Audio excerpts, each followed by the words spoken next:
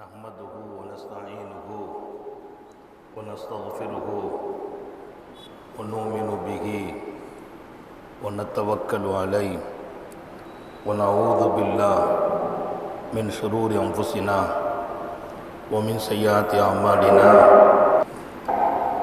من يهده الله فلا مضل له ومن يضلل فلا هادي له ونشهد أن لا إله إلا الله وحده لا شريك له ونشهد أن سيدنا ونبينا مولانا محمدا عبده ورسوله أرسله بالحق بشيرا ونذيرا وداعيا إلى الله بإذنه وسراجا منيرا صلى الله على سيدنا محمد وآله الأبرار وأصحابه الأخيار وأزواجه الطيبات الطاهرات أوصيكم عباد الله وإياي أولا بتقوى الله أما بعد فأعوذ بالله من الشيطان الرجيم بسم الله الرحمن الرحيم حدثنا مسدد حدثنا عبد الواحد حدثنا عمارة بن قعقاع عن أبي زرعة ابن عمرو بن جرير عن أبي هريرة قال قال رسول الله صلى الله عليه وسلم ما من مكلوم يكلم في سبيل الله إلا جاء يوم القيامة وكلمه يدمع اللون لون دم والريح ريح مسك صدق نبي الله صلى الله عليه وسلم. எல்லாம் வல்ல அல்லாஹுவின் அன்பும் மேலான கருணையும் நமக்கெல்லாம் வந்து சேரட்டுமாக. நமது உயிரினும் மேலான கண்மணி நபிகள் நாயகம் ஸல்லல்லாஹு அலைஹி வஸல்லம் அவர்களின் அன்பையும் ஷஃபாஅத்தையும் பெறுவதற்கு அல்லாஹ் நம் எல்லோருக்கும் தௌஃபீக் செய்வானாக. வல்ல ரஹ்மான் நமக்கும் நம்முடைய பெற்றோர் மனைவி மக்கள் குடும்பத்தார் யாவருக்கும் உயிர் உள்ள வரையிலும் உடல் சுகத்தை நசீபாக்கி தருவானாக. மருத்துவமனை கஷ்டம் அதன் சிரமம் செலவுகளிலிருந்து நிரந்தரமான பாதுகாப்பை அல்லாஹ் நம் எல்லோருக்கும் கொடுத்தருள் புரிவானாக. வானம் பூமியினுடைய ஆபத்துகளை விட்டும் முசீபத்துகளை விட்டும் கெட்ட முடிவுகளை விட்டும் நம்மையும் நம் குடும்பத்தையும் பாதுகாத்து அருள் புரிவானாக. அவனுடைய படைப்புகளின் தீங்குகள் அனைத்திலிருந்தும் நம்மையும் நம் சமூகத்தையும் காத்தருள் புரிவானாக. அல்லாஹுவின் மகத்தான பேரருளால் பாக்கியம் நிறைந்த நமது சஹீஹுல் புகாரி சபையினுடைய அருளான இந்த மஜ்லிஸில் இன்றைய தினம் இங்கே ஓதப்பட்டு நிறைவு செய்யப்பட்டிருக்கக்கூடிய ஹதீஸனுடைய 23ஆம் பகுதி பக்கம் ஒவ்வொரு ஹதீஸிலும் இந்த சமூகம் படிப்பினை பெறுகின்ற உயர்வான பாடத்தை நபிகள் நாயகம் ஸல்லல்லாஹு அலைஹி வஸல்லம் நடத்துகிறார்கள். துவக்கத்திலிருந்து கிதாபு ஸபாயிஹ் என்று துவங்கும் உயிர் பிராணிகளை அறுப்பதிலிருந்து உயிர் பிராணிக்கு கூட சஞ்சலம் கொடுக்கக்கூடாது என்று செய்தியை துவக்கி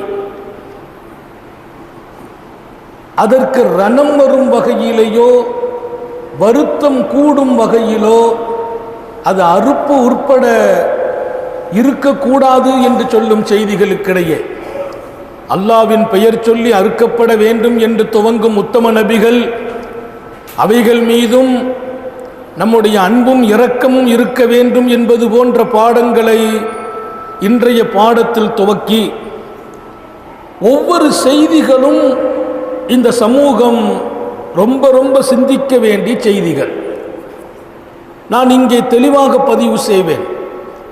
ஒரு பாடத்தில் நின்று மாத்திரம் நான் பேசுவதற்கு எனக்கு விருப்பம் வரவில்லை. நபி பெருமானார் ஸல்லல்லாஹு அலைஹி வஸல்லம் சொல்லும் எல்லா ஹதீஸும் கிட்டத்தட்ட இன்றைய 23ஆம் பகுதியின் பெரும் பகுதியை நாம் விளங்கியாக வேண்டும். காத்தமுன் நபியின் ஸல்லல்லாஹு அலைஹி வஸல்லம் தங்களது இறுதி படுக்கையில் இருக்கிறார்கள். இறுதி படுக்கையில் இருக்கிறார்கள் பூமா நபிகள் ஸல்லல்லாஹு அலைஹி வஸல்லம்.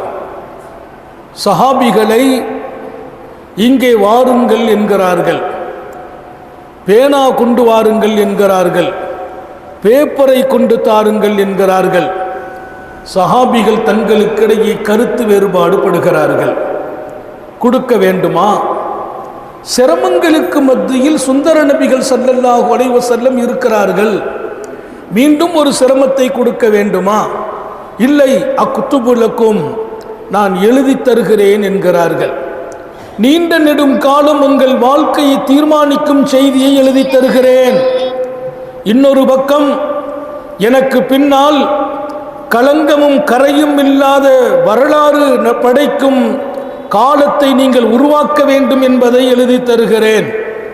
நாட்டை ஆள்வதும் அரசியல் அமைப்பை உண்டாக்குவதும் அதன் அழகிய தர்பியத்தை நான் என் எழுத்து வடிவில் தருகிறேன் என்பது போன்ற தனது உள்ள கிடங்கை எழுத்தின் வடிவே தர பிரியப்பட்டார்கள் ஸல்லல்லாஹு அலைஹி வஸல்லம். இன்றைய 23ஆம் பகுதியில் வரும் பாடத்தில் அது ஒரு பிரதான பாடம். ஒரு ஹதீஸ் தான் பல பாடங்களில் கொண்டு வருகிற நடைமுறை இமாம் புகாரி ரஹ்மத்துல்லாஹி அலைஹி அவர்களுக்கு உண்டு. அந்த பாடத்திற்கும் அந்த செய்திக்கும் இருக்கும் தொடர்பு அது. ஒரு பாடத்தை எப்படி அமைக்கணும், அந்த பாடத்தில் எப்படி ஹதீஸை கொண்டு பதிவு செய்ய வேண்டும் என்பதில் உலகத்திற்கே முன்மாதிரியானவர்கள் இமாம் புகாரி ரஹ்மத்துல்லாஹி அலைஹி. அல்லாஹ் அவர்களின் மன்னரையை சோன பூங்காவாக்கி வைப்பானாக. அவர்களின் உன்னதமான சன்னத்துல் ஃபிர்தௌஸின் பதவியில் அவர்களோடு நாமும் இணைய செய்வானாக. சங்கை மிக்கவர்களே, இமாம் புகாரி ரஹ்மத்துல்லாஹி அலைஹி இந்த ஹதீஸை பதிவு செய்கிறார்கள்.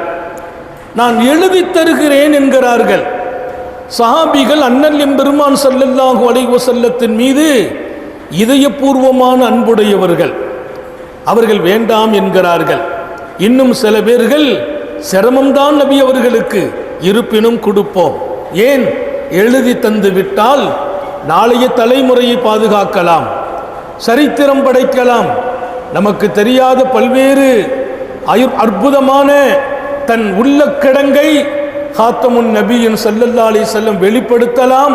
நாம் எழுதுகோலை கொடுப்போம் என்கிறார்கள். இன்னும் சில பேர் வேண்டாம் என்கிறார்கள். அது சர்ச்சையாகி விவகாரமாகி கூச்சலாகி குழப்பமாகி சப்தம் கொஞ்சம் மேலோங்கும் நிலை வந்தபோது உத்தம நபிகள் ஸல்லல்லாஹு அலைஹி வஸல்லம் கூமு அன்னி என்றார்கள். எழுந்திருச்சு போயிடுங்கிறாங்க. பெருமானார் ஸல்லல்லாஹு அலைஹி வஸல்லத்தின் நாவு உதிர்த்த வார்த்தையில் சஹாபிகளுக்கு ரொம்ப கஷ்டமான வார்த்தை அந்த வார்த்தை. தங்களது வாழ்க்கையின் காலங்களில் இதுவரையிலும் அப்படி ஒரு வார்த்தையை உத்தம நபி ஸல்லல்லாஹு அலைஹி வஸல்லம் உச்சரிக்க அவர்கள் கேட்டதில்லை. அரவணைத்து கொண்டவர்கள், அன்பு காட்டியவர்கள், அருகாமையில் இருக்க வைத்து அழகு பார்த்தவர்கள், இன்னும் இருக்க வேண்டும் என்று ஆசைப்பட்டவர்கள். தோழர்கள் கை கொடுப்பார்களே, ஆனால் முசாஃபாவிற்கு அவர்கள் கையை எடுக்கும் வரையிலும் அன்னலார் தன் கையை உருவது கூட இல்லை. தோழர்களின் விருப்பம் பூர்த்தியாகும் வரையிலும் தன்னை ஆக்கிக் கொள்வார்கள். அவர்கள் பக்கத்தில் சஹாபிகள் இருந்தால் அந்த பெருமக்களாக எழுந்திருக்கிற வரையிலும் அன்னலார் எழுந்திருப்பதில்லை. இப்படியெல்லாம் அவர்களின் உள்ள தேட்டங்களை நிறைவு செய்து கொண்டே தங்கள் வாழ்க்கையை ஆக்கிக் கொண்ட பூமா நபிகள் ஸல்லல்லாஹு அலைஹி வஸல்லம் எழுந்திருச்சு வெளியே போங்கள் என்று சொன்ன வார்த்தை அந்த பெருமக்களின் இதயத்தில் ஒரு பெரிய மிகப்பெரிய வருத்தத்தை அது கொடுக்கும் வார்த்தை என்ற போதிலும் ஒரு தர்பியத் மிக முக்கியம். காலமெல்லாம் நான் கட்டிக்காத்து கொடுத்த அந்த மாண்பை இங்கே நீங்கள் காணாக்குகிறீர்கள் என்கிறார்கள். நான் நபி அல்லவா? ஆரோக்கியமான காலத்தில் என்னோடு எப்படி நடக்க வேண்டுமோ அப்படித்தான் நான் உடல்நலம் குன்றிய காலத்திலும் நீங்கள் நடக்க வேண்டும். அல்லாஹ் உங்களுக்கு சொன்ன வார்த்தை ஞாபகத்தில் இருக்க வேண்டுமா இல்லையா? அத்தனையும் கூமு அன்னி நடத்துகிற பாடம். எழுந்திருச்சு வெளியே செல்லுங்கள் என்று சொன்ன பாடத்துக்குள்ளால் நீங்கள் நபியின் தர்பாரில் சத்தத்தை உயர்த்தக்கூடாது என்று அல்லாஹ் நடத்திய பாடம் இல்லையா? யா அய்யுஹல்லதீன ஆமனூ லா தர்ஃபஉ அஸ்வாத்தக்கும் ஃபௌக ஸௌத்தின் நபி வலா தஜ்ஹரு, நபியினுடைய சப்தத்திற்கு மேலால் உங்கள் சப்தத்தை உயர்த்தக்கூடாது என்று அல்லாஹ் நடத்திய பாடம். ஹதீபுர் ரசூல் ஸல்லல்லாஹு அலைஹி வஸல்லத்தினுடைய மிகச்சிறந்த ஹதீபாக இருந்தவர்கள் சாபித் இப்னு கைஸ் இப்னு ஷம்மாஸ் ரலியல்லாஹு அன்ஹு. சாபித் இப்னு கைஸ் இப்னு ஷம்மாஸ் சர்க்காரை ஆலம் ஸல்லல்லாஹு அலைஹி வஸல்லத்தின் ஹதீப். நபியின் வார்த்தையை பிரதிபலிப்பார்கள், கொஞ்சம் பேசுவார்கள் என் பெருமான் ஸல்லல்லாஹு அலைஹி வஸல்லம். பாக்கி செய்திகளை என் ஹதீபு பேசுவார் என்று சொன்ன இடம் புகாரி ஷரீஃபிலே பதிவு இருக்கிறது. அந்த ஹதீப் சையதுனா சாபித் இப்னு கைஸ் இப்னு ஷம்மாஸ். அவங்க கொஞ்சம் சத்தமாக தான் பேசுவாங்க. அவங்க சத்தம் கூட்டும் போது நபிக்கு கூட சில நேரத்தில் அந்த சத்தத்தை கேட்கறதுல உடன்பாடு இல்லாமலும் இருக்கிறது. எவ்வளவு சத்தம் போடுகிறார்கள் என்று காரணமும் இருந்தது. அவர்கள் ஸல்லல்லாஹு அலைஹி வஸல்லத்தின் செய்தியை மக்களுக்கு எடுத்துச் சொல்கிற ஹதீபு என்பதால் கொஞ்சம் சத்தத்தை கூட்டுகிறார்கள். இன்னொரு பக்கம் அவங்க காது கொஞ்சம் கேட்பது குறைவாக இருந்ததால், அவர்களுக்கு காது கேட்கும் தன்மையில் கொஞ்சம் குறைவு இருந்ததாலும் சத்தம் உயர்த்தி பேசினார்கள். இந்த ஆயத்து இறங்கிய போது ஒரு நாள் அல்ல, பல நாட்கள் சையதுனா சாபித் இப்னு கைஸ் இப்னு ஷம்மாஸ் மஸ்ஜிது நபவியிலேயே காணாமல் போகிறார்கள். சர்க்காரை ஆலம் ஸல்லல்லாஹு அலைஹி வஸல்லம் தர்பாருக்கும் வரவில்லை. உத்தம நபிகள் விசாரிக்கிறார்கள், எங்கே சாபித்தை? என் ஹதீபை காணவில்லையே. அருகாமை வீட்டுக்கு சொந்தக்காரர் சொன்னார், போய் பார்த்து வருகிறேன் என்று ஓடினார். போய் பார்த்தால் வீட்டின் கதவு தாளிடப்பட்டது. தட்டப்பட்ட போது திறக்குகிறார். கேட்டபோது மனைவி சொன்னார், என் வீட்டை தாளிட்டு விடு என்று என் கணவர் கட்டளையிட்டார். அவர் சொன்னார், நான் நரகவாசி, என்னை இனி வெளியில் கொண்டு போக மாட்டேன் என்றார். என் கணவர் சாபித்து சொன்னார், நான் நரகவாசி என்றார். நான் அவரை சந்தித்து பேசினேன். ரொம்ப உடைந்து போய் இருக்கிறார், கண்ணீரோடு இருக்கிறார். என்னாண்டு கேட்டேன். சப்தமிட்டு பேசுவதால் நன்மை அழியும், நபியின் சப்தத்துக்கு மேலால் சப்தம் போடக்கூடாது என்று அல்லாஹ் சொன்னது என்னைத்தான் சொன்னான். நான் தான் சப்தம் போட்டு பேசுகிறவன். இன்னி மின் அனமின் அகலில் நார், நான் நரகவாசி என்றார்கள். அழுகிறார், துடிக்கிறார், புலம்புகிறார். ஏன்? அல்லாஹ் சப்தம் உயர்த்தக்கூடாது என்று சொன்ன அந்த இடத்தில் சப்தமிட்டு நான் நிறைய காலம் பேசிவிட்டேனே, அதுதான் உண்மையான உணர்வு. ஒவ்வொரு ஆயத்தும் அவர்களை டச் பண்ணியது. நபியின் ஒவ்வொரு ஹதீஸும் தங்கள் வாழ்க்கையை சிந்திக்க வைத்தது. இங்கே புகாரி ஷரீஃப் நம்முடைய வாழ்க்கையை சிந்திக்க வைக்க வேண்டும், நம்மை மாற்ற வேண்டும். நடத்தப்படும் ஒவ்வொரு பாடமும் ஒவ்வொரு ஹதீஸும் அதற்குள் இருக்கிற பொருளும் நம் வாழ்க்கையில் மலருகிற போது அல்ஹம்துலில்லாஹ் நாம் உலகத்திலேயே அல்லாஹ்வால் ரசூலால் நேசிக்கப்படும் அங்கீகாரத்தை பெறுகிறோம். அல்லாஹ் எல்லாருக்கும் தௌஃபீக் செய்வானாக. அவர் ஓடி வந்தார். உத்தம நபி ஸல்லல்லாஹு அலைஹி வஸல்லம் தர்பாருக்கு வந்து சொன்னார், யா ரசூலல்லாஹ், தங்களது ஹதீப் வீட்டை விட்டுமே வெளியில் வரல. அந்த ஆயத்து இறங்கிய போது சத்தமிட்டு நான் தான் பேசினேன், நான் நரகவாசி என்று சொல்லி வீட்டுக்குள் இருக்கிறார். இங்கே உங்கள் கவனத்தில் சொல்வேன், உத்தம நபிகள் ஸல்லல்லாஹு அலைஹி வஸல்லம் சொன்னார்களாம், யாரு சொன்னது அவர் நரகவாசி என்று? யாரு சொன்னது அவர் நரகவாசி என்று? இன்னஹு மின் அஹ்லில் ஜன்னா, இப்போது நான் சொல்கிறேன் அவர் சொர்க்கவாசி என்றார்கள். டிக்ளேர் பண்றாங்க, அவர் சொர்க்கவாசி. காத்தமுன் நபியின் ஸல்லல்லாஹு அலைஹி வஸல்லம் அவர்களை சொர்க்கவாசி என்று சொல்லி இந்த செய்தியை சென்று சொல்லுங்கள். ஒரு பாடத்தை நன்மக்கள் பதிவு செய்கிறாங்க.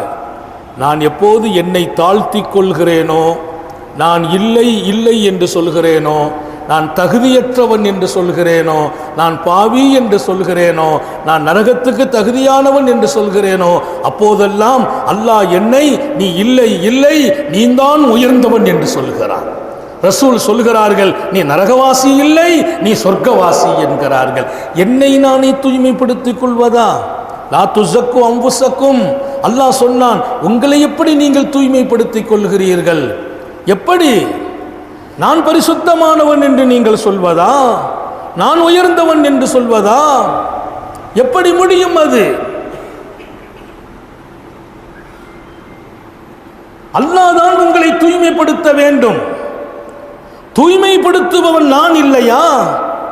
நீங்கள் உங்களை பரிசுத்தமானவர்கள் என்று சொல்வதற்கு நான் அனுமதிக்க மாட்டேன் என்கிறான் அல்லாஹ். அந்த பாடத்தை இன்றைய புகாரி ஷரீஃபினுடைய பாடம் நமக்கு கற்றுத்தருகிறது. ஹஜ்ரத் ரசூல் ஸல்லல்லாஹு அலைஹி வஸல்லம் இல்லை, அவர் சொர்க்கவாசி என்றார்கள்.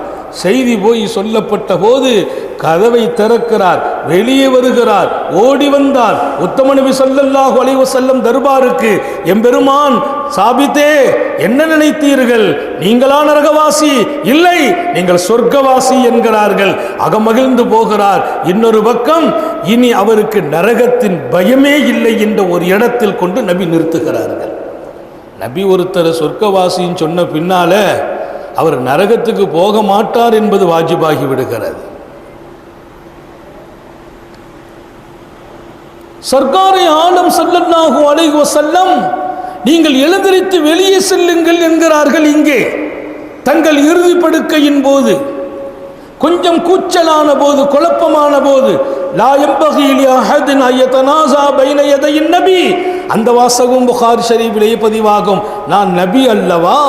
என் தர்பாரில் சப்தமா? என் தர்பாரில் கூச்சலா, குழப்பமா? நீங்கள் சப்தத்தை உயர்த்துவதா? எந்த காலத்திலும் அந்த தகுதி உங்களுக்கு இல்லை என்றார்கள். என் தர்பாரில் சப்தத்தை உயர்த்துவது. இன்னைக்கு நீங்க சர்க்காரை ஆலம் ஸல்லல்லாஹு அலைஹி வஸல்லம் அவர்களுக்கு மஸ்ஜிதுன் நபவியில் ரவுலா ஷரீஃபில் போய் சலாம் சொல்ல போகும்போது அந்த ரவுலாவுக்கு மேலே எழுதப்பட்ட வசனமே யா அய்யுஹல்லதீன ஆமனூ லா தர்ஃபஉ அஸ்வாத்தக்கும் ஃபௌக ஸௌத்தின் நபி. சர்க்காரை ஆலம் இங்கே இருக்கிறார்கள், அவர்களின் சப்தத்துக்கு மேல் உங்கள் சப்தத்தை உயர்த்தாதீர்கள். அந்த ஆயத் அன்று மாத்திரமல்ல, இன்றும் அந்த ஆயத்து நமக்கு பாடம் என்பதை ரவுலா ஷரீஃபினுடைய மேல் பாகத்தில் இன்றைக்கும் அந்த ஆயத்து பதிவு செய்யப்பட்டிருக்கிறது.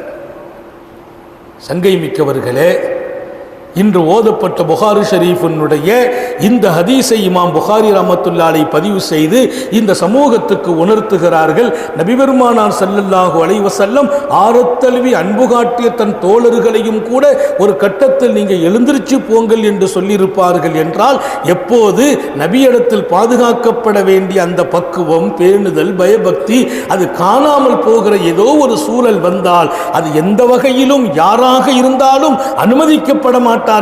எழுந்திரித்து போங்கள் என்று ரசூல் சொன்னபோது அந்த சபையில் இருந்த பல சஹாபிகளில் உமர் இப்னுல் கத்தாப் ரலியல்லாஹு அன்ஹு அவர்களும் முற்பட்டார்கள், அவர்களும் முற்படுகிறார்கள். அப்படியானால் பெண்ணம்பெரிய தோழர்களாக இருந்தாலும் நான் இருக்கிற இடத்தில் சப்தம் உயரக்கூடாது என்று அன்றைக்கும் பாடம் நடத்தினார்கள் உத்தம நபிகள் ஸல்லல்லாஹு அலைஹி வஸல்லம். எப்போதும் அந்த வாழ்க்கையை நாம் எடுக்க அல்லாஹ் தௌஃபீக் செய்வானாக, பின்பற்ற தௌஃபீக் செய்வானாக. பெருமானார் ஒரு அழகிய முன்மாதிரி.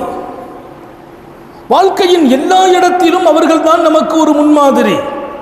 அவர்களை விட்டு விட்டு வேறு யாரை நான் எடுப்பது? என் குடும்பமா?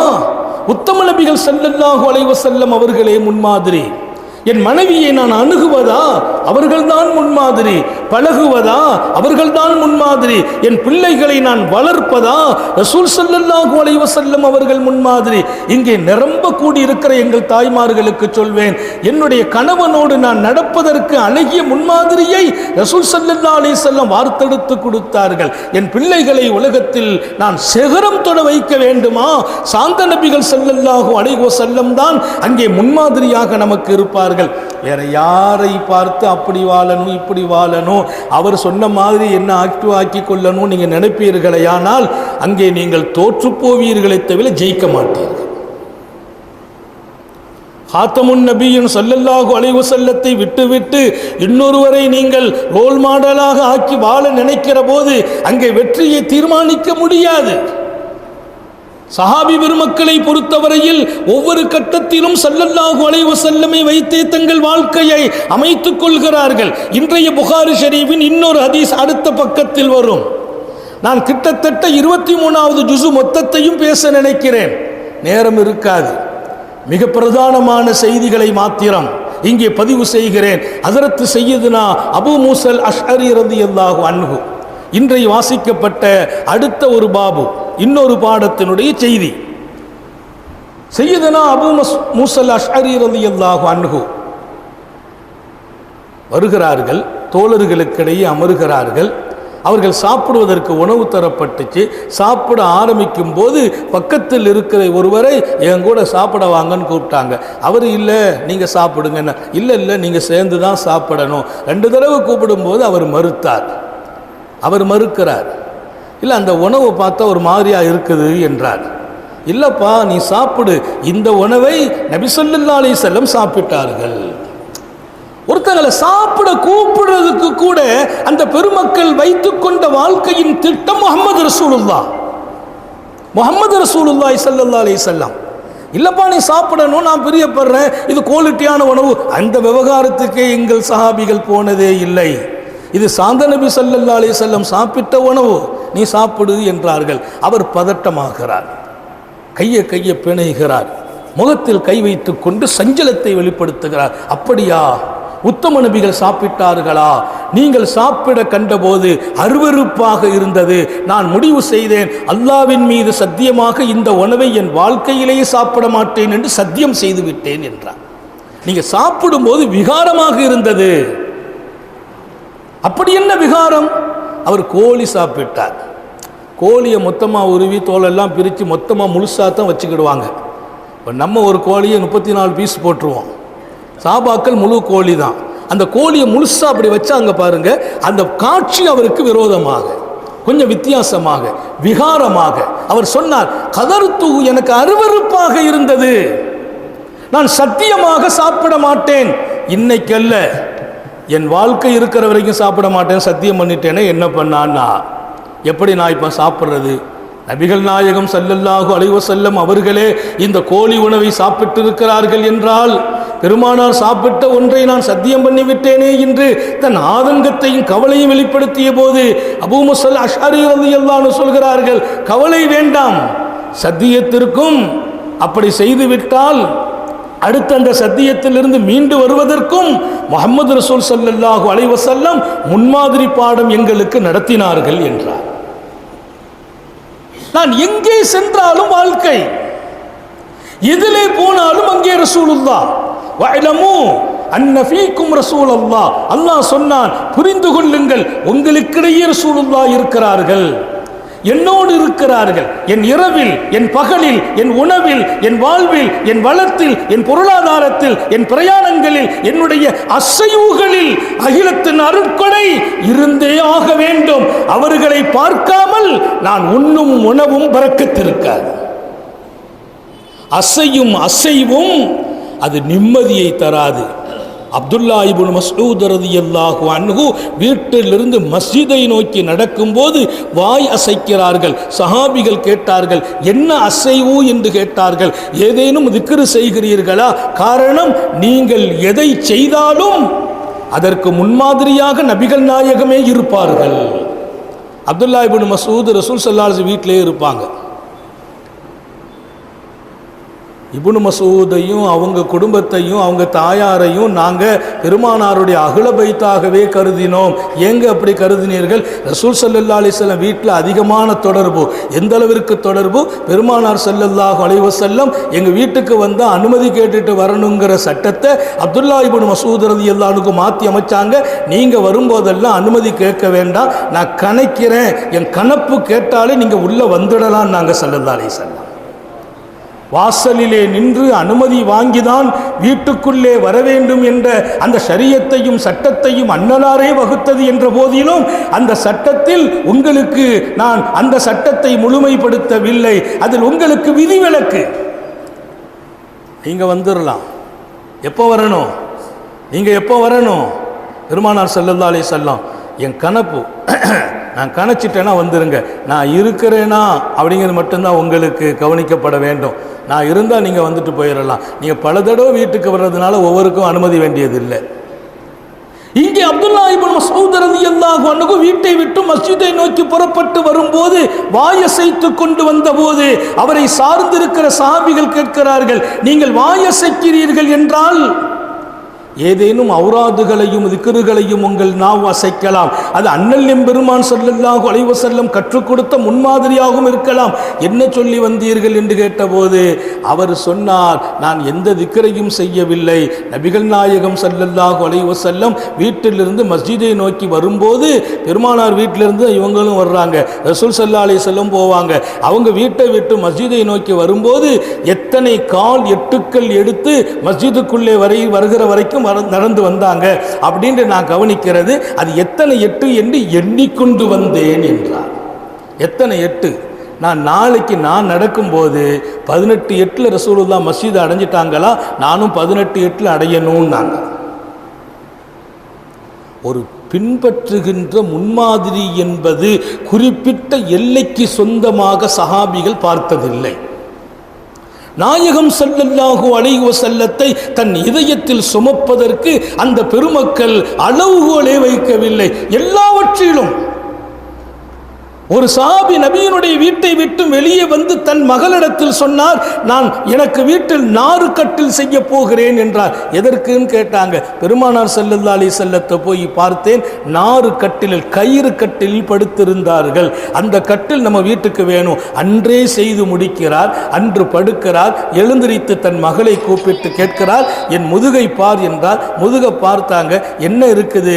கயிறின் அடையாளம் பதிந்திருக்கிறது. அல்ஹம்துலில்லாஹ் என்றார்.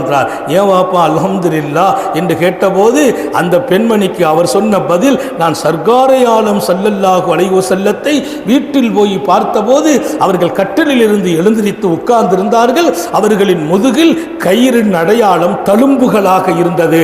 அந்த சுன்னத்தும் என் வாழ்க்கையில் வந்ததற்கு அல்ஹம்துலில்லாஹ். எங்கே வைத்து உத்தம நபிகள் ஸல்லல்லாஹு அலைஹி வஸல்லத்தை சஹாபிகள் பார்த்தார்கள், சுமந்தார்கள் என்றால் அந்த இடத்தை நாம் தொட முடியுமா என்று கேள்வி எழும்புகிறது.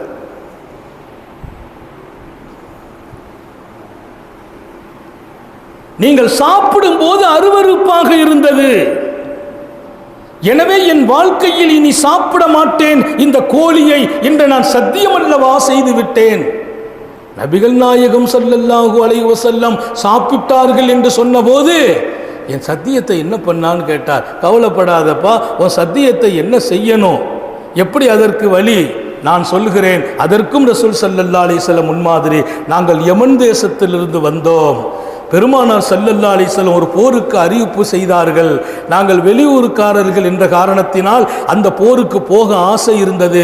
அன்னலாரின் அறிவிப்பு வந்தபோது உள்ளமெல்லாம் கலந்து கொள்ள துடித்தது. பொருள் இல்லை, வாகனம் இல்லை, வசதி இல்லை, வாங்குவதற்கு காசும் இல்லை. என்ன பண்ணுவது?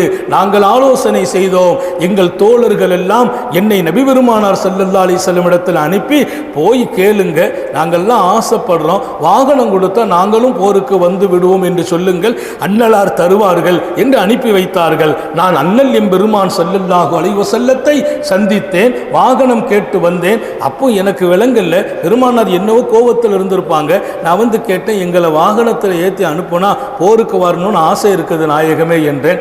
போப்பா, அதெல்லாம் தர முடியாது. நாங்கள் இல்லை நாயகமே, எங்களுக்கு வாகனம் தந்தால் நல்லா இருக்கும். அல்லாஹ் மீது சத்தியமாக தரமாட்டேன். நான் பயந்தே போயிட்டேன். இந்த ஹதீஸையும் இமாம் புகாரி பாடத்தில் பதிவு செய்கிறார்கள். இன்றைய பாடத்தில் அந்த தொடரையும் கொண்டு வருகிறார்கள். வாசிக்கப்படுகிற புகாரி ஷரீஃபின் ஒவ்வொரு ஹதீஸுக்குமான பொருள்கள் விளங்கினால் நான் இங்கே தெளிவாக சொல்வேன். ஹதீஸை வாசிக்கிற போது இந்த இடம் போதாது, இன்னும் கூட்டம் நிரம்பி இருப்பார்கள். ஒவ்வொரு ஹதீஸும் நான் கண்ணீர் வடிக்கும் அளவிற்கு என் வாழ்க்கையை மிகச் சிறப்பாக ரத்தினமாக மாற்றுகிற செய்திகளை பதிவாக்கி கொண்டிருக்கிறது. பொருள் தெரிய வேண்டுமே என்று ஆசைப்படுகிறேன். எனவேதான் ஒரு தலைப்புக்குள்ளால் நின்று நான் பேச பிரியப்படவில்லை. இன்றைக்கு 23ஆம் பாகம் அதற்குள் எத்தனை அற்புதமான தலைப்புகளை, அருமையான அன்னலாரின் செய்திகளை இமாம் புகாரி ரஹ்மத்துல்லாஹி அலைஹி ரொம்ப ரொம்ப தேர்வு செய்து பதிவு செய்திருக்கிறார்கள். நான் சொல்கிறேன், வாகனமே இல்லை, இதய துடிப்பெல்லாம் தாங்கள் அல்லாவின் பாதையில் வர வேண்டும் என்று அழைத்த போது வெளியூர் மக்களாச்சு, நேற்று தான் ஊருக்கு வந்திருக்கிறோம், நம்ம எப்படி போகிறது என்ற எண்ணங்களை தாண்டி நாம் போகணுமேங்கிற துடிப்பு எனக்கு மாத்திரமல்ல, என்னோடு வந்த கிட்டத்தட்ட 80 குடும்பங்களுக்கும் இருந்தது. எல்லோருக்கும் ஒரு ஆசை, எப்படியாவது போயிடணும். வாகனம் இல்லையே, வாகனம் வாங்குவதற்கு வசதியும் வாய்ப்பும் பொருளாதாரமும் இல்லையே. அண்ணல் பெருமானாரிடத்தில் கேட்போம், அவர்கள் தந்தால் பயணிப்போம் என்று வந்தோம், தாருங்கள். இல்லப்பா இப்போ கையில் இல்ல நாயகமே, வாகனம் தந்தால் நல்லா இருக்குமே. என்னவோ கோபத்தில் இருந்தாங்களோ என்னான்னு தெரியல, அல்லாஹ் மீது சத்தியமா உங்க யாரையும் எந்த வாகனத்தில் ஏற்றி விட முடியாதுன்ட்டாங்க. நான் பயந்து போய் வீட்டுக்கு ஓடி வந்துட்டேன். உடனே போய் என் தோழர்கள்ட்ட சொன்னேன், என்ன வேலை செய்துட்டீங்க, என்னை பிடிச்சி அனுப்பி வச்சிங்க, நபியின் கோபத்திற்கு நான் ஆளாகி விட்டேனே என்றேன். சத்தியமா தரமாட்டேன்னு சொல்லிட்டாங்க. இனி நான் கற்பனை செய்ய முடியாது இந்த போரில் நாம் கலந்து கொள்வதை, நிப்பாட்டி விடுங்கள் என்றேன். ஒரு 10 நிமிடம் தான் ஆயிருக்கும். ஒருவர் வந்தார், எங்கே அபு மூசா என்றார். இதோ என்றேன். அன்னலார் கூப்பிடுகிறார்கள். ஓடி வந்தேன். உத்தம நபிகள், என்னப்பா ஒரு 6 ஒட்டகம் இருக்குது, அதில் ஒரு 10 ஒட்டகம் இருக்குது, இதை போகிறான் கொண்டு போய் நீங்கள் எல்லாரும் சேர்ந்து வந்துருங்க போருக்குன்னாங்க. எனக்கு மனமெல்லாம் ஒரு மாதிரியாக தவிக்கிறது. பெருமானார் சத்தியம் பண்ணிட்டாங்க தரமாட்டேன்னு சொல்லி. சத்தியம் பண்ண பின்னால் கூப்பிட்டு தர்றாங்க. சத்தியத்தை மறந்துட்டார்களா? சத்தியத்தை மறந்து விட்டார்களா? சத்தியம் அல்லவா செய்தார்கள் தரமாட்டேன் என்று. அல்லாஹ்வின் மீது சத்தியம் என்றார்களே. வாகனம் கிடைச்சு போச்சு என்று சந்தோஷமா நம்ம தூக்கிட்டு போயிட்டோம்னா, நபி அவர்களுடைய சத்தியத்தை மறக்கடித்த நிலையில நம்ம தூக்கிட்டு போனா அது பெரிய சஞ்சலத்தை உண்டாக்கிடும். மனசு கேட்கல. யா ரசூலல்லாஹ், சத்தியம் செய்தீர்களே, அதெல்லாம் ஞாபகம் இருக்குது என்றார்கள்.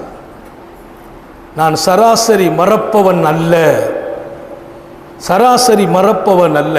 மறதி ஆஃபத், ஆஃபத்துல் நிசியான், ஆஃபத்துல் இல்மி அந்நிசியான் பாங்க அரபி இலக்கியத்தில், பழமொழியில். கல்வியினுடைய டேஞ்சர் மறதியும் பாங்க. இன்றைக்கி நம்ம பிள்ளைங்களுக்கெல்லாம் ரொம்ப மறக்குது. நிறைய பிள்ளைங்க மறதியில் இருக்கிறாங்க. படிப்பு ஏறுறது இல்லை, ஏறுனா மறந்து போயிடுது. நாளைக்கு 10th எக்ஸாம். இன்றைக்கி பையன் சொல்கிறான், படித்தது பூரா மறைஞ்ச மாதிரி இருக்குதுங்கிறான். நாளைக்கு பப்ளிக் எக்ஸாம் போகணும், எல்லாமே மறந்த மாதிரி இருக்குது.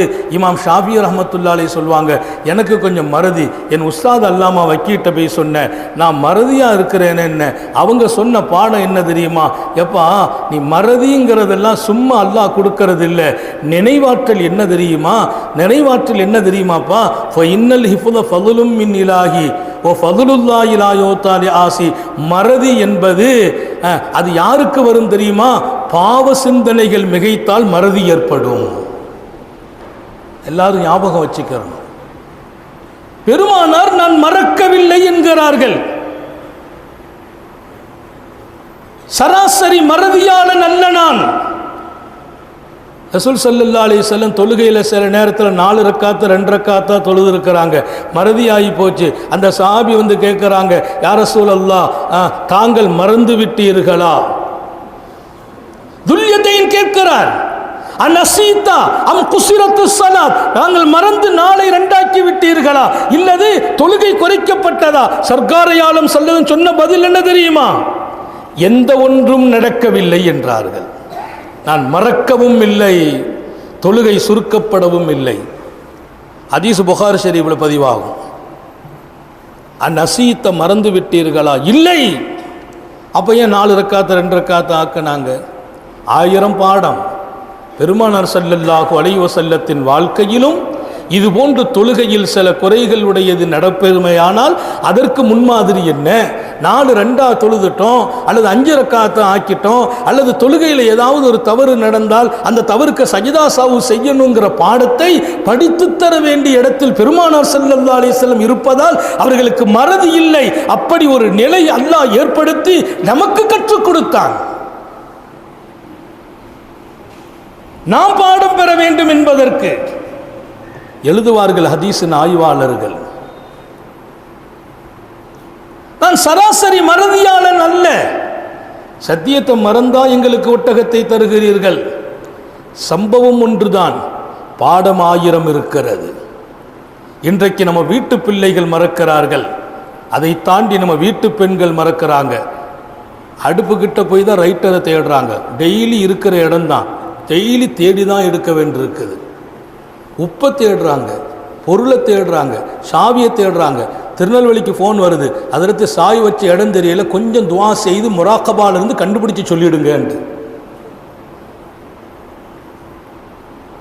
இன்றைக்கு மறதி என்பது நமது இரத்தத்தோடு கலக்கிறது, கூடுதலாயிருக்கிறது.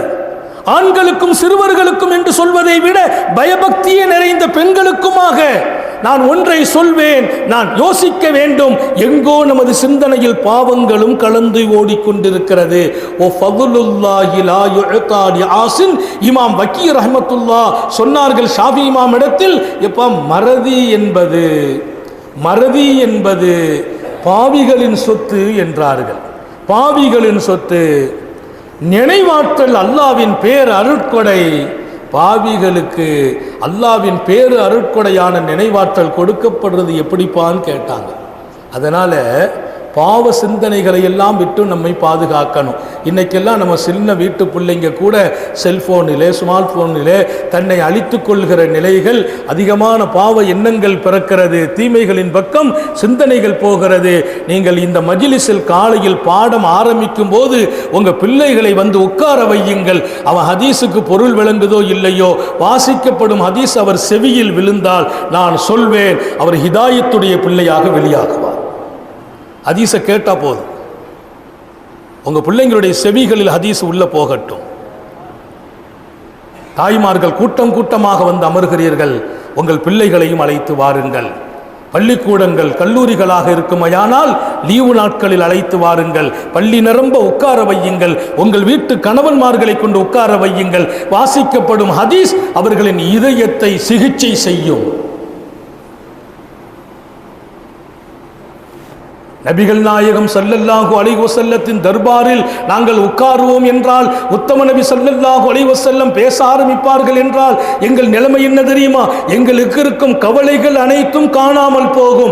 அனஸ் இப்னு மாலிக் ரலியல்லாஹு அன்ஹு சொல்வார்கள், பசியை நான் மறந்த இடம் ஒன்று இருக்குமா, தாகத்தை மறந்த இடம் ஒன்று இருக்குமா, அது வல்லல் நபியின் தர்பார். அவர்கள் ஹதீஸை சொல்ல சொல்ல எங்கள் பசி காணாமல் போனது, எங்கள் தாகம் தெரியாமல் போனது, கவலைகளை விட்டும் காலியாகி இருந்தோம். அப்படியானால் அது அன்றைய சபைக்கு மாத்திரம் சொந்தம் அல்ல.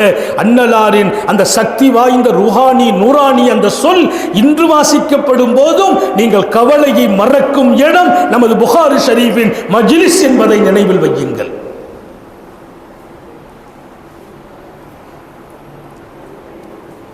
இந்த சபை இங்கே உட்கார்ந்து வாசிக்கப்பட்ட ஹதீஸ் காதில் விழும்போது கவலைகள் மறக்கடிக்கப்படும். உட்காருப்பா, நான் ஒன்றும் மறக்கல, எனக்கு ஞாபகம் இருக்குது. சத்தியமா தரமாட்டேன்னு சொன்னா, ஆமா யார சொல்லலாம், இப்பவும் எனக்கு ஞாபகம் இருக்குது. அந்த சத்தியத்துக்கு நான் வேற வழியில் பரிகாரம் தேடிக்கிறேன். நல்ல சந்தர்ப்பங்கள் கிடைக்கும் போது அதற்கு மாத்தமா சத்தியம் நடந்திருக்குமையானால் சத்தியத்தை எங்கேயாவது அழிச்சிட்டு பரிகாரத்தை கொடுத்துட்டு நல்ல சந்தர்ப்பங்களை தாம்பா பயன்படுத்தணும்னு ஒரு பாடத்தை நடத்தி முடிச்சாங்க. நல்ல வாய்ப்பு குறித்து திடீர்னு ஒருத்தர் கோபத்தில் மனைவியை பார்த்து அல்லா மேலே சத்தியமாக உங்கள்கிட்ட பேச மாட்டேன்னு சொல்லிட்டா அது கோபத்தில் ஷைத்தானின் விளையாட்டு. மனைவிட்ட பேசுறது தான்பா பரக்கத்தும் பாக்கியமும் நிம்மதியும். அப்போ என்ன பண்ணுறது, சத்தியம் பண்ணிட்டியா, சத்தியத்தை எந்த வழியில் பரிகாரமாக்கணுமோ ஆக்கிட்டு மனைவிட்ட பேசுறது தான்பா பாக்கியம்னாங்க. அல்லா மேலே சத்தியமாக சாப்பிட மாட்டேன்னு சொன்னார் அபூபக்கர் சித்திக்கு, மனைவி மேலே பிள்ளைங்க மேலே கோவம் வச்சுக்கிட்டு. அப்புறம் சொன்னாங்க ஷைத்தான் அல்லவா விளையாடி விட்டான், சத்தியத்தை முடிச்சிட்டு சாப்பிட உட்கார்ந்தாங்க. இதுதான் ரசூலுடைய அழகிய மாதிரி.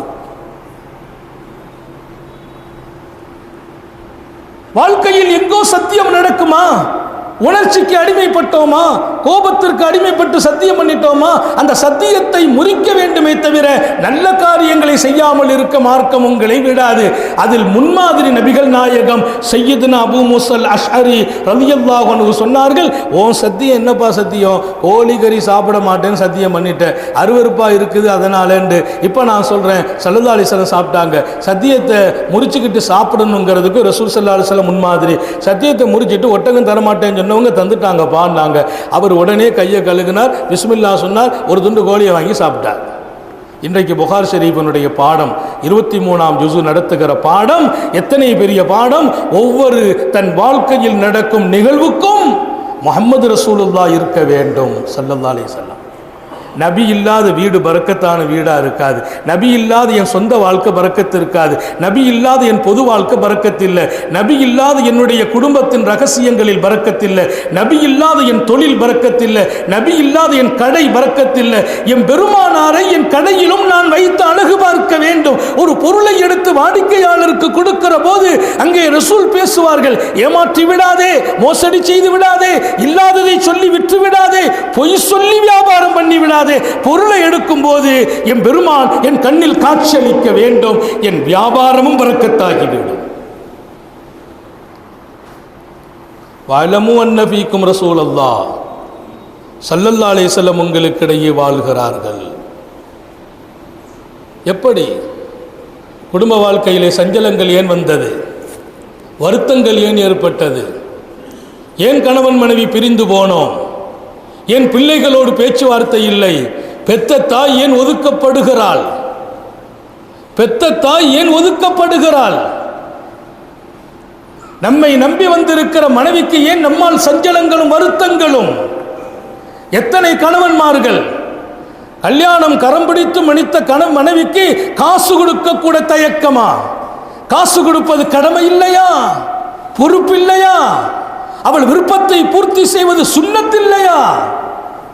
கோடிக்கணக்கில் சம்பாதிக்கிற எத்தனையோ மாப்பிள்ளைமார்கள், வெளியில் விசாலமாக செலவு செய்கிற மாப்பிள்ளைமார்கள் தன் சொந்த மனைவிக்கு கொடுப்பதற்கு மாத்திரம் மனம் வரவில்லை என்று சொன்னால் புகாரி ஷரீஃப் எங்கே போனது, பாடம் எங்கே போனது, உத்தம நபியை எங்கே காணாக்குகிறீர்கள் நீங்கள்? அவர்கள் இருக்க வேண்டும். என் மனைவியை நான் நடத்தும் பாடம் அழகாகிவிடும். நான் ஊரில் கொண்டு போய் 1 லட்சம் ரூபா சதக்கா கொடுப்பது, அதில் கிடைக்காத நன்மை என் மனைவிட்ட கொண்டு நான் கொடுத்தால் கிடைக்கும் என்றார்கள் நபிகள் நாயகம்.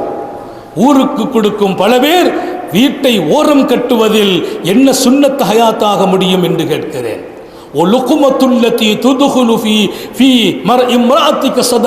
உன் மனைவியின் வாயில் ஒரு கவலம் உணவு எடுத்து நீ தீட்டி விட்டாலும் அல்லாஹ் பொருந்திக் கொள்ளும் நன்மை என்றார்களே சாந்த நபிகள் ஸல்லல்லாஹு அலைஹி வஸல்லம். மனைவியின் வாயில் நீ எடுத்து வைக்கிற ஒரு கவலம் உணவும் தர்மம், அல்லாவை திருப்திப்படுத்துகின்ற உணவு என்கிறார்கள். மனைவியை முகம் கொடுத்து கூட பார்க்கறதுக்கு சஞ்சலப்படுகிறவர்களே, மனைவியோடு பேசாமல் காலத்தை கழிப்பவர்களே, பல வருடங்கள் மனைவிக்கும் உங்களுக்கும் டச் இல்லாமல் இருப்பவர்களே, நீங்கள் நபியின் உயிரோட்டமான சுன்னத்தில் நிறைய தவறு செய்கிறீர்கள் என்றும் புகாரி ஷரீஃப் பாடம் நடத்தும். சங்கை மிக்கவர்களே, அடுத்து இன்னொரு பாடத்தை இமாம் புகாரி இன்றைய பாடத்துக்குள்ளால் கொண்டு வருவார்கள். நமது பிள்ளைகளை எப்படி வச்சுட்டு போகணுங்கிறாங்க. நீங்க பெற்றெடுத்த உங்கள் வாரிசுகள் எப்படி இந்த மண்ணில் உங்களுக்கு பின்னால் தொலங்க வேண்டும். இன்னைக்கு பாடத்தை எடுத்து பாருங்க. ஒவ்வொரு ஹதீஸும் ரத்தினங்கள், பவளங்கள், முத்துக்கள் ஜொலிக்கிறது. நான் எடுத்துக்கொண்டு விடுவேனையானால் ஜொலிப்பது ஹதீஸ் மாத்திரம் அல்ல, அந்த ஹதீஸின் பின்னணியில் என் வாழ்க்கையும் ஜொலிக்கும். நீ பெற்ற பிள்ளையை எப்படி விட்டுட்டு போகணும் இந்த உலகத்தில்? இன்றைய 23ஆம் ஹதீஸின் பாகம் பேசிக்கொண்டிருக்கிறது. நான் அடுத்தடுத்த பக்கங்களை புரட்டிக் கொண்டே வருகிறேன். இன்னைக்கு 23வது ஜுஸூனா எங்கன ஒரு இடத்துல போய் நான் பார்க்கல. 23வது ஜுஸூனுடைய அத்தனை ஹதீஸையும் ஒரு தடவை நான் பாடமாக பார்த்து முடித்தேன். அது எனக்கு கிடைத்த பரக்கத். மொத்த ஹதீஸையும் ஒரு தடவை புரட்டுறது. ராத்திரி 2 மணி, நான் நீண்ட பயணம், அதற்கிடையே 2 மணி புகாரி ஷரீஃபின் 23வது ஜுஸு நான் முடிக்கிற போது 30 ஜுஸுவை நீங்க பேச சொன்னா 30 ஜுஸுவை நான் பார்த்துட்டு தான் வருவேன். அது பெரிய பரக்கத். புகாரி ஷரீஃபின் ஹதீஸை பார்ப்பதும் பரக்கத், படிப்பதும் பரக்கத், படித்ததை சொல்வதும் பரக்கத். எடுத்து நடந்தால் நீங்கள் சாஹிபுல் பரக்கத்தாக தொடங்குவீர்கள். அல்லாஹ் தௌஃபீக் செய்வானாக. பரக்கத்துடையவர்களாக நீங்கள் வாழ்வீர்கள். உலகத்தில் எத்தனையோ 1000 சபைகள், இந்த சபைக்கு நிகரான எந்த சபையும் இல்லை. இந்த சபை பரக்கத்தாக வேண்டும், பாக்கியமாக வேண்டும். இந்த சபைக்குள்ளால் நான் ஐக்கியமாக வேண்டும், இணைப்பாக வேண்டும். இன்னும் ஒரு பக்கம் இந்த சபையை கொண்டு இந்த ஊரே பாக்கியமாக வேண்டும்.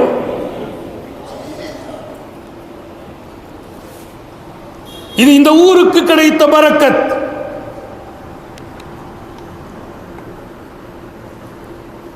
பிறக்கவில்லையே இந்த மண்ணில் என்ற கவலை கூட சில நேரங்களில் வந்து மறைகிறது. புகாரி ஷரீஃப் இருப்பதால், மஜ்லிஸ் புகாரி ஷரீஃப் இருப்பதால்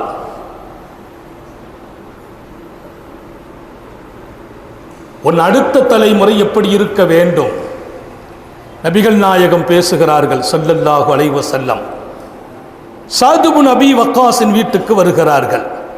இன்றைக்கு இமாம் புகாரி ரஹ்மத்துல்லாஹி அலைஹி பதிவு செய்த ஹதீஸை வாசிக்கப்பட்டு முடிக்கப்பட்டிருக்கிறது. சாத் இப்னு அபீ வக்காஸின் வீட்டுக்கு ரலியல்லாஹு அன்ஹு சர்க்காரை ஆலம் ஸல்லல்லாஹு அலைஹி வஸல்லம் வருகிறார்கள். சாத் இப்னு அபீ வக்காஸ் உடல்நலம் குன்றி போய் இருக்கிறார்கள். கொஞ்சம் மயக்கமும் கூடுதலாக இருக்கிறது. படுத்த படுக்கையாயிருப்பதை போல் உணர்கிறார்கள். மௌத் அல்ல சோதனை, மௌத்தின் பயம்தான் பெரிய சோதனை. நோய் அல்ல சோதனை, நோயின் பயமே பெரிய சோதனை. அதனால அல்லாஹ்ட்ட நம்ம பாதுகாப்பு தேடணும். பயமில்லாத வாழ்க்கையை நசீபாக்குவாயாக. நிறைய பேருக்கு சின்ன நோயும் அவர்களை முடக்கி படுக்க போட்டு இருக்கிறது. காரணம் நோய் அல்ல, நோயின் வீரியம் குறைவு, நோயை குறித்தான பயம் அதிகம். வஅஊது பிக்க மினல் ஹௌஃப், பயத்திலிருந்து எனக்கு பாதுகாப்பு வேணும் என்று கேட்கிறார்கள் நபிகள் நாயகம் ஸல்லல்லாஹு அலைஹி வஸல்லம். அல்லாஹும்ம ஆமின் ரவ்ஆத்தி, என் பயத்தை நிம்மதிப்படுத்திவிடு அல்லாஹ் என்று கேட்கிறார்கள் சர்க்காரை ஆலம் ஸல்லல்லாஹு அலைஹி வஸல்லம்.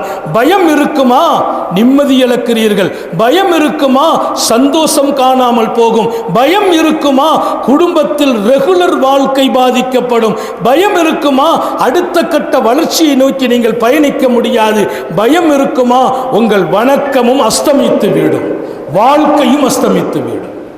ரொம்ப ஆபத்து பயம். அதனால பயத்தை குறைச்சிருங்க. கொஞ்சம் சுகர் வந்த உடனே ரொம்ப பயந்தா நடக்க முடியாது. பிரஷர் வந்த உடனே என்ன பயம்? பிரஷர் என்பது எனக்கு இருக்கிற நோய், அது கொஞ்சம் கூடுது கொஞ்சம் குறையுது, கண்ட்ரோல் பண்ணிக்கிடணும். சுகர் இல்லைன்னா வாழ முடியாது, சுகர் இருக்கும் கண்ட்ரோல் பண்ணணும். ஆற்றில் கொஞ்சம் வலி வருது, அதை சரி பண்ணிக்கிடணும். வலி வந்துச்சேன்னு சொல்லி ஏக்கமாவீர்களே ஆனால், பயமாகுவீர்களே ஆனால் படுக்கை நம்மை அழைத்து கொள்ளும். சாத் இப்னு அபீ வக்காஸ் மயக்கமாகிறார். அவர் சொன்னார், நான் மௌத்தாகும் நோய் என்று சொல்லுகிறார். மௌத்தாகும் நோய். சர்க்காரை ஆலம் வருகிறார்கள், சந்திக்கிறார்கள், பார்க்கிறார்கள். அவர்களை தண்ணீர் தெளித்து விடப்பட்ட போது எழுந்திருச்சிட்டாங்க. அவர் ஒரு கட்டத்தில் கேட்டார், இனி தங்களுக்கு பின்னால உலகத்தில் நான் ஹயாத்தா இருப்பேனான்னு கேட்கிறார். சாத் இப்னு அபீ வக்காஸ், நான் ஹயாத்து நீடிக்குமா? எனக்கு கொஞ்சம் பயம் இருந்துச்சு.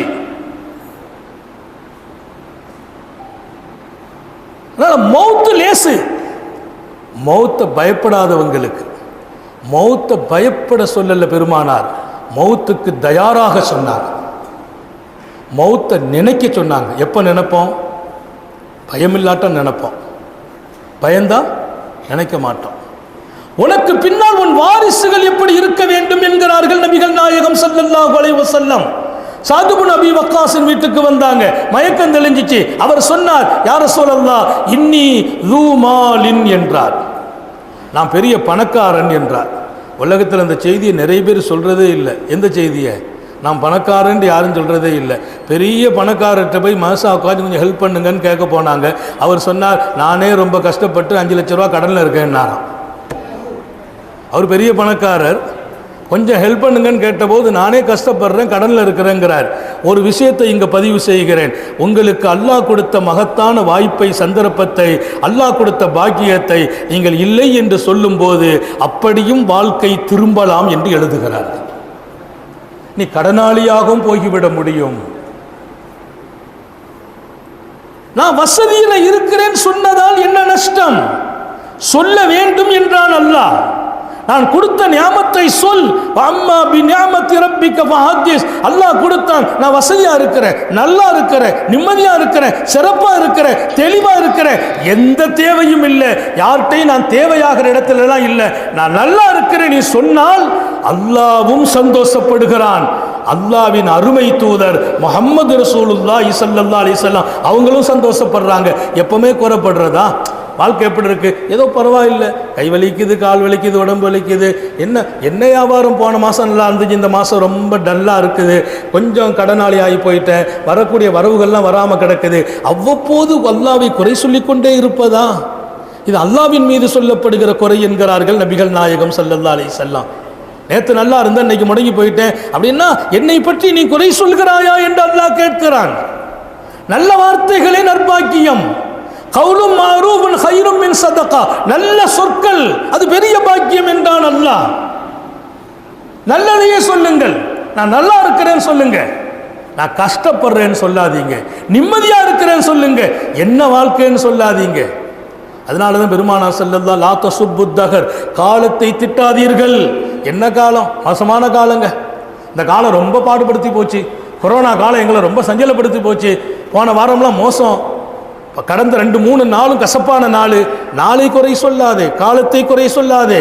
காலத்தை ஏன் திட்டுகிறாய்? நீ காலத்தையா திட்டுகிறாய்? காலத்தையா குறை சொல்கிறாய்? என்னை அல்லவா நீ திட்டுகிறாய் என்றான் அல்லாஹ். வானத்தஹர், நானே காலம். உன் மீது காலத்தை சுழற வைத்தவன் நான். ஒவ்வொரு காலத்திலும் உன்னை அசைத்தவன் நான், கொடுத்தவன் நான், கொடுத்ததை எடுத்தவனும் நான், சோதித்தவன் நான், சுகமாக்கியவனும் நான். நீ காலம் சரியில்லை என்றால் என்னை அல்லவா குறை சொல்கிறாய்? அப்ப அல்லாஹ்வுக்கு பிரியமானது என்ன? அல்லாஹ் எதை பிரியப்படுறான்னு கேட்டாங்க. அல்லாஹ் அவனை எல்லாரும் புகழ்வதையே பிரியப்படுகிறான். அல்லாஹ்வை நம்ம புகழ வேண்டாமா? நான் நல்லா இருக்கிறேன் நீ சொல்லு, அல்லாஹ் பிரியப்படுகிறான். நிம்மதியா இருக்கிறமான்னு சொல்லு. எப்படி இருக்கிறீங்க? ரொம்ப அழகா இருக்கிறேன்னு சொல்லு. யாராவது ஹஸரத் எப்படி இருக்கிறீங்க? அல்ஹம்துலில்லாஹ் நல்லா இருக்கிறேங்க. நல்லா இருக்கிறேன்னு சொல், அல்லாஹ் பிரியப்படுகிறான். ஏன் உனக்கு இருக்கிற கஷ்டத்தை வெளியே காட்டுகிறாய்? மறைக்க வேண்டியது உன் நோயை, மறைக்க வேண்டியது உன் துன்பத்தை, மறைக்க வேண்டியது உன் கஷ்டத்தை, மறைக்க வேண்டியது உன் குடும்ப ரகசியங்களை. உன் ரகசியத்தை வெளியே கொட்டுகிறாய், உன் துன்பத்தை 1000 பேருக்கு தெரியப்படுத்துகிறாய், உன் நோயை ஊரெல்லாம் சொல்கிறாய். ஏன்? அதை மறைப்பது சுன்னத் என்கிறார்களே சுந்தர நபிகள் ஸல்லல்லாஹு அலைஹி வஸல்லம். பாடம் பெற வேண்டும், ஒன்றல்ல இரண்டல்ல. நபிகள் நாயகம் ஸல்லல்லாஹு அலைஹி வஸல்லம் வாழ விரும்புகிறார்கள் இல்லையா? அந்த வாழ்க்கை நான் வாழ்ந்து விடுவேன் என்று சொன்னால் அல்லாஹ்வே மகிழ்ச்சியாகுவான், ரசூல் திருப்திப்படுவார்கள். தெளிவாக சொல்வேன், என் வீடு மண்ணில் சொர்க்கத்தின் வீடாக மலரும். ஆக்க வேண்டும் வீட்டை அழகாக, மங்களமாக, மகிழ்ச்சியாக, என்றைக்கும் திருப்தியாக.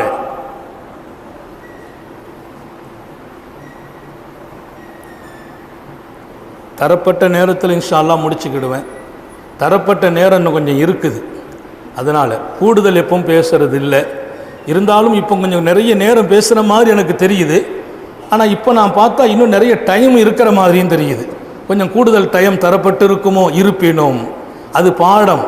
இன்றைக்கு இப்போ 23வது ஜுஸு பூரா நான் இன்னும் நடத்தணும். நடத்திட்டா நீங்கள் திருப்தி அடைவீர்கள். இவ்வளவு பாடத்தையா இன்றைக்கு உலமாக்களும் நமது ஊரு கண்மணிகளும் உட்கார்ந்து படித்தார்கள்? இத்தனை பாடம் இந்த மஜ்லிஸில் படிக்கப்பட்டிருக்கிறது. இந்த மஜ்லிஸை நீங்கள் பாருங்கள், நூறாக இருக்கிறது. விளக்குகளால் அல்ல, உத்தம நபியின் சொற்களால்.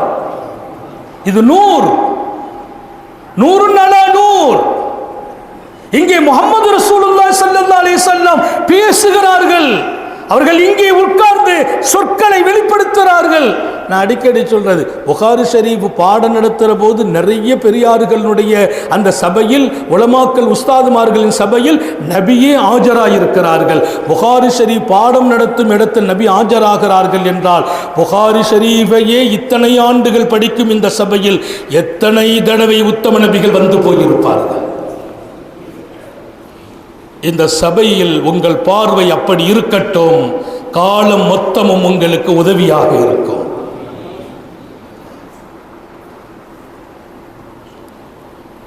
நான் கொஞ்சம் பணக்காரன் யா ரசூலல்லாஹ். யார்? சாத் இப்னு அபி வக்காஸ். தன்னை பணக்காரன் என்று சொல்வதில் சந்தோஷம் இருந்துச்சு. இன்னைக்கு பணக்காரர்கள் பல பேர் தன்னை பணக்காரன் வெளியில காட்டுறதில்லை. அதை தான் நான் சொன்னேன். காட்டாட்டா கூட பரவாயில்லை, கடனாளியா இருக்கிறேன்னு சொல்றாங்க, என்ன வாழ்க்கைன்னு சொல்றாங்க. வேண்டாம், அல்லாஹ் அழகாக்கி வைத்தான், அவன் கொடுத்ததை ஏற்க. நான் அடிக்கடி சொல்றது, மாணவர்கள்ட்டே பாடத்தில் சொல்வேன், தம்பி நான் நல்லா இருக்கிறேன், எந்த தேவையும் இல்லை, யாரிடத்திலும் தேவையும் இல்லை, யார்ட்டையும் கேட்டதும் இல்லை, கேட்கவும் தெரியாது. என் கேள்வியெல்லாம் என் ரப்பிடத்தில் மாத்திரம்தான். அவன் என்னை அழகாக்கினான், மகிழ்ச்சியாக்கினான், மங்களமாக்கினான். நான் வீட்டில் இருந்தால் வீடு சந்தோஷம், மதரசாவில் இருந்தால் மதரசா சந்தோஷம், எங்கேனும் சென்று மக்களுக்கு உரையாற்றினால் நான் சந்தோஷமாகிறேன் என்பதை தாண்டி மக்கள் இதயத்திலும் அல்லாஹ் சந்தோஷத்தை கொடுக்கிறான். ஏன்? ஒரே ஒரு காரணம்தான், அவன் கொடுத்த அத்தனையையும் நான் மகிழ்ச்சியாக ஏற்கிறேன். ஏறுங்கள், அவன் மகிழ்ச்சியாக்குவான். உங்களை கொண்டு அல்லாஹ் மற்றவர்களையும் மகிழ்ச்சிப்படுத்துவான். வாழ்க்கை ரொம்ப அற்புதம், வாழ்ந்து பார்க்க வேண்டும். வாழ்க்கை மகத்தான இடத்தில் நின்று நபி அவர்கள் கற்றுக் கொடுத்தார்கள். அந்த இடத்தில் நின்று நான் வாழவும் பழக வேண்டும்.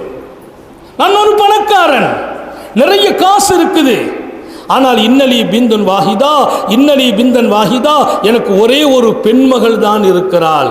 அப்பா தசத்தக்கு யா ரசூலல்லாஹ் பிசுலுசை மால் மாலி, என் சொத்து நிறைய இருக்கிறதுனால ஒரு பெண்மக தானே இருக்கிறா, அவளுக்கு ஒரு காவாசி சொத்தை வச்சுட்டு முக்காவாசி சொத்தை அவர் சொல்றார், 3/2 பாகத்தை, சொத்தை 3 பாகமாக வச்சு 1 பாகத்தை என் மகளுக்கு கொடுத்து விட்டு 2 பாகத்தை நான் தர்மமாக கொடுக்கலாம் என்று நினைக்கிறேன். நியாயமான கேள்வி.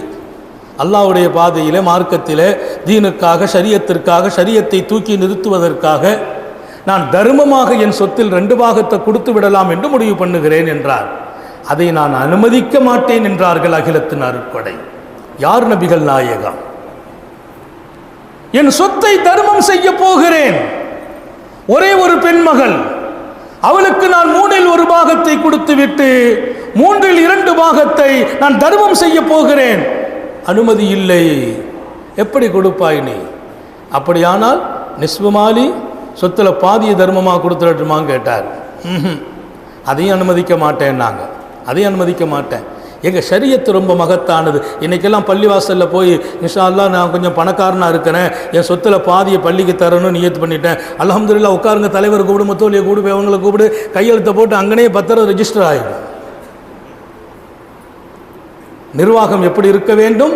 பிள்ளைங்க இருக்கிறாங்களாப்பா, மனைவி இருக்கிறாங்களா, நீ பள்ளிவாசல் கொடுத்தா வாங்க மாட்டோம். அதுதான் நபி, அங்கே தான் நபி வாழ்கிறார்கள். வாழமு அந்நபிக்கும் ரசூலல்லாஹ்.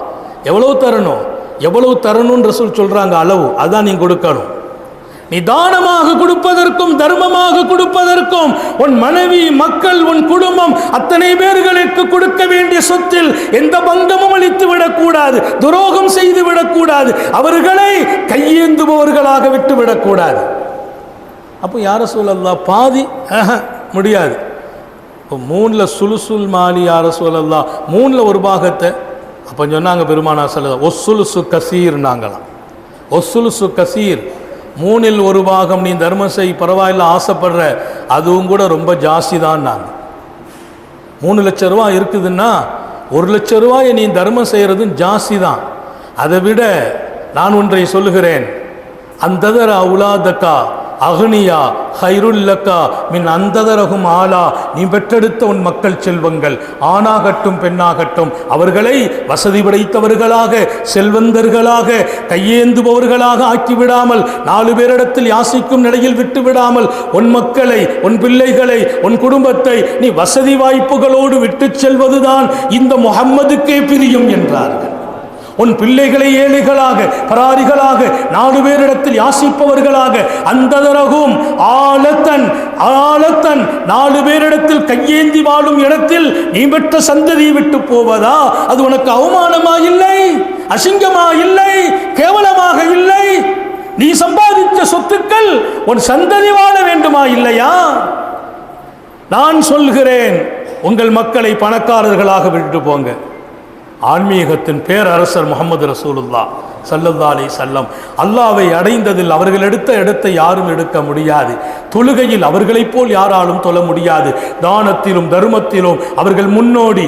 இன்னும் ஒரு பக்கம் ஆன்மீகத்தின் நிழலில் இந்த உம்மத்தை கொண்டு இணைத்ததில் அவர்களே முதன்மையானவர்கள். அத்தனைக்கும் மேலால் ஸல்லல்லாஹு அலைஹி வஸல்லம் இந்த உலக வாழ்க்கையிலும் நீ கண்ணியமாகத்தான் வாழ வேண்டும், வசதியோடு வாழ வேண்டும், யாரிடத்திலும் யாசிக்காமல் வாழ வேண்டும். நீ மாத்திரமல்ல, உன் அடுத்த தலைமுறைகளையும் அப்படி வாழும் இடத்தில் விட்டு செல். அந்த கண்ணியம்தான் அவர்களை அவமானங்கள் என்ற சொற்களை விட்டும் பாதுகாக்கும்.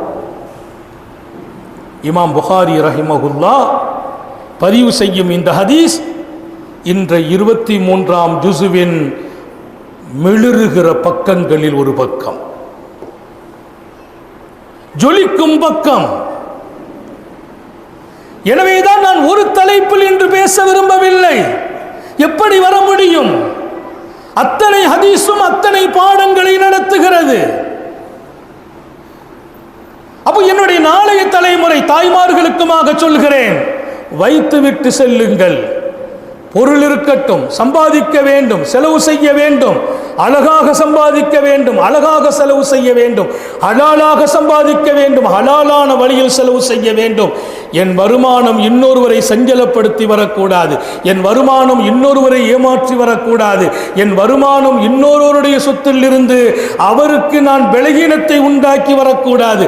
வரும் வருமானம் யாரின் மனசையும் காயப்படுத்தாமல் வர வேண்டும். அந்த பணம் நல்ல வழியிலேயே செலவழிக்கப்பட வேண்டும். நிஅமல் மால், நிஅமல் மாலு சாலிஹ் லிர்ரஜுலி சாலிஹ் ஸல்லல்லாஹு அலைஹி வஸல்லம் சொல்வார்கள், நல்ல பணம் நல்ல மனிதனுக்கு நல்லதாகிவிட்டது என்றார்கள். நிஅமல் மாலு சாலிஹ், நல்ல பணம். பணம் சொல்லல, நல்ல பணம். என் கையில் எத்தனை கோடி இருந்தாலும் அது ஹலாலாக அனுமதியாக்கப்பட்ட தியாகத்தோடு முயற்சியோடு உழைப்போடு இன்னொருவரின் சஞ்சலங்களை சந்திக்காமல், தொழிலாளியை ஏமாற்றாமல், மோசடி செய்யாமல், மற்றவர்களை அபகரித்து நான் ஏமாற்றி விடாமல், இன்னொருவரினுடைய சொத்தை எடுத்து விடாமல், இன்னொருவருக்கு கொடுக்க வேண்டிய ஹக்கில் குறை செய்து விடாமல், நிஅமல் மாலு சாலிஹ், நல்ல பணம், லிர்ரஜுலி சாலிஹ், நல்ல மனிதனுக்கு அந்த பணமும் நல்லதாகிவிட்டது. அல்லாஹ் நம்மை நல்ல மனிதனாக்குவானாக, நல்ல பணமாக்குவானாக, அந்த பணத்தை நல்லதாக்கி தருவானாக, நிரம்ப தருவானாக. எப்பவும் கை சேடையாலாம் இருக்கக்கூடாது. நம்ம கை கொடுக்கிற கையா இருக்கணும், வாங்குற கையா இருக்க வேண்டாம். எதுல் உல்யா ஹைரும் மின் எது சுஃபுலா, மேலே இருக்கும் கரம் கீழே இருக்கும் கரத்தை விட சிறந்தது என்றார்கள்.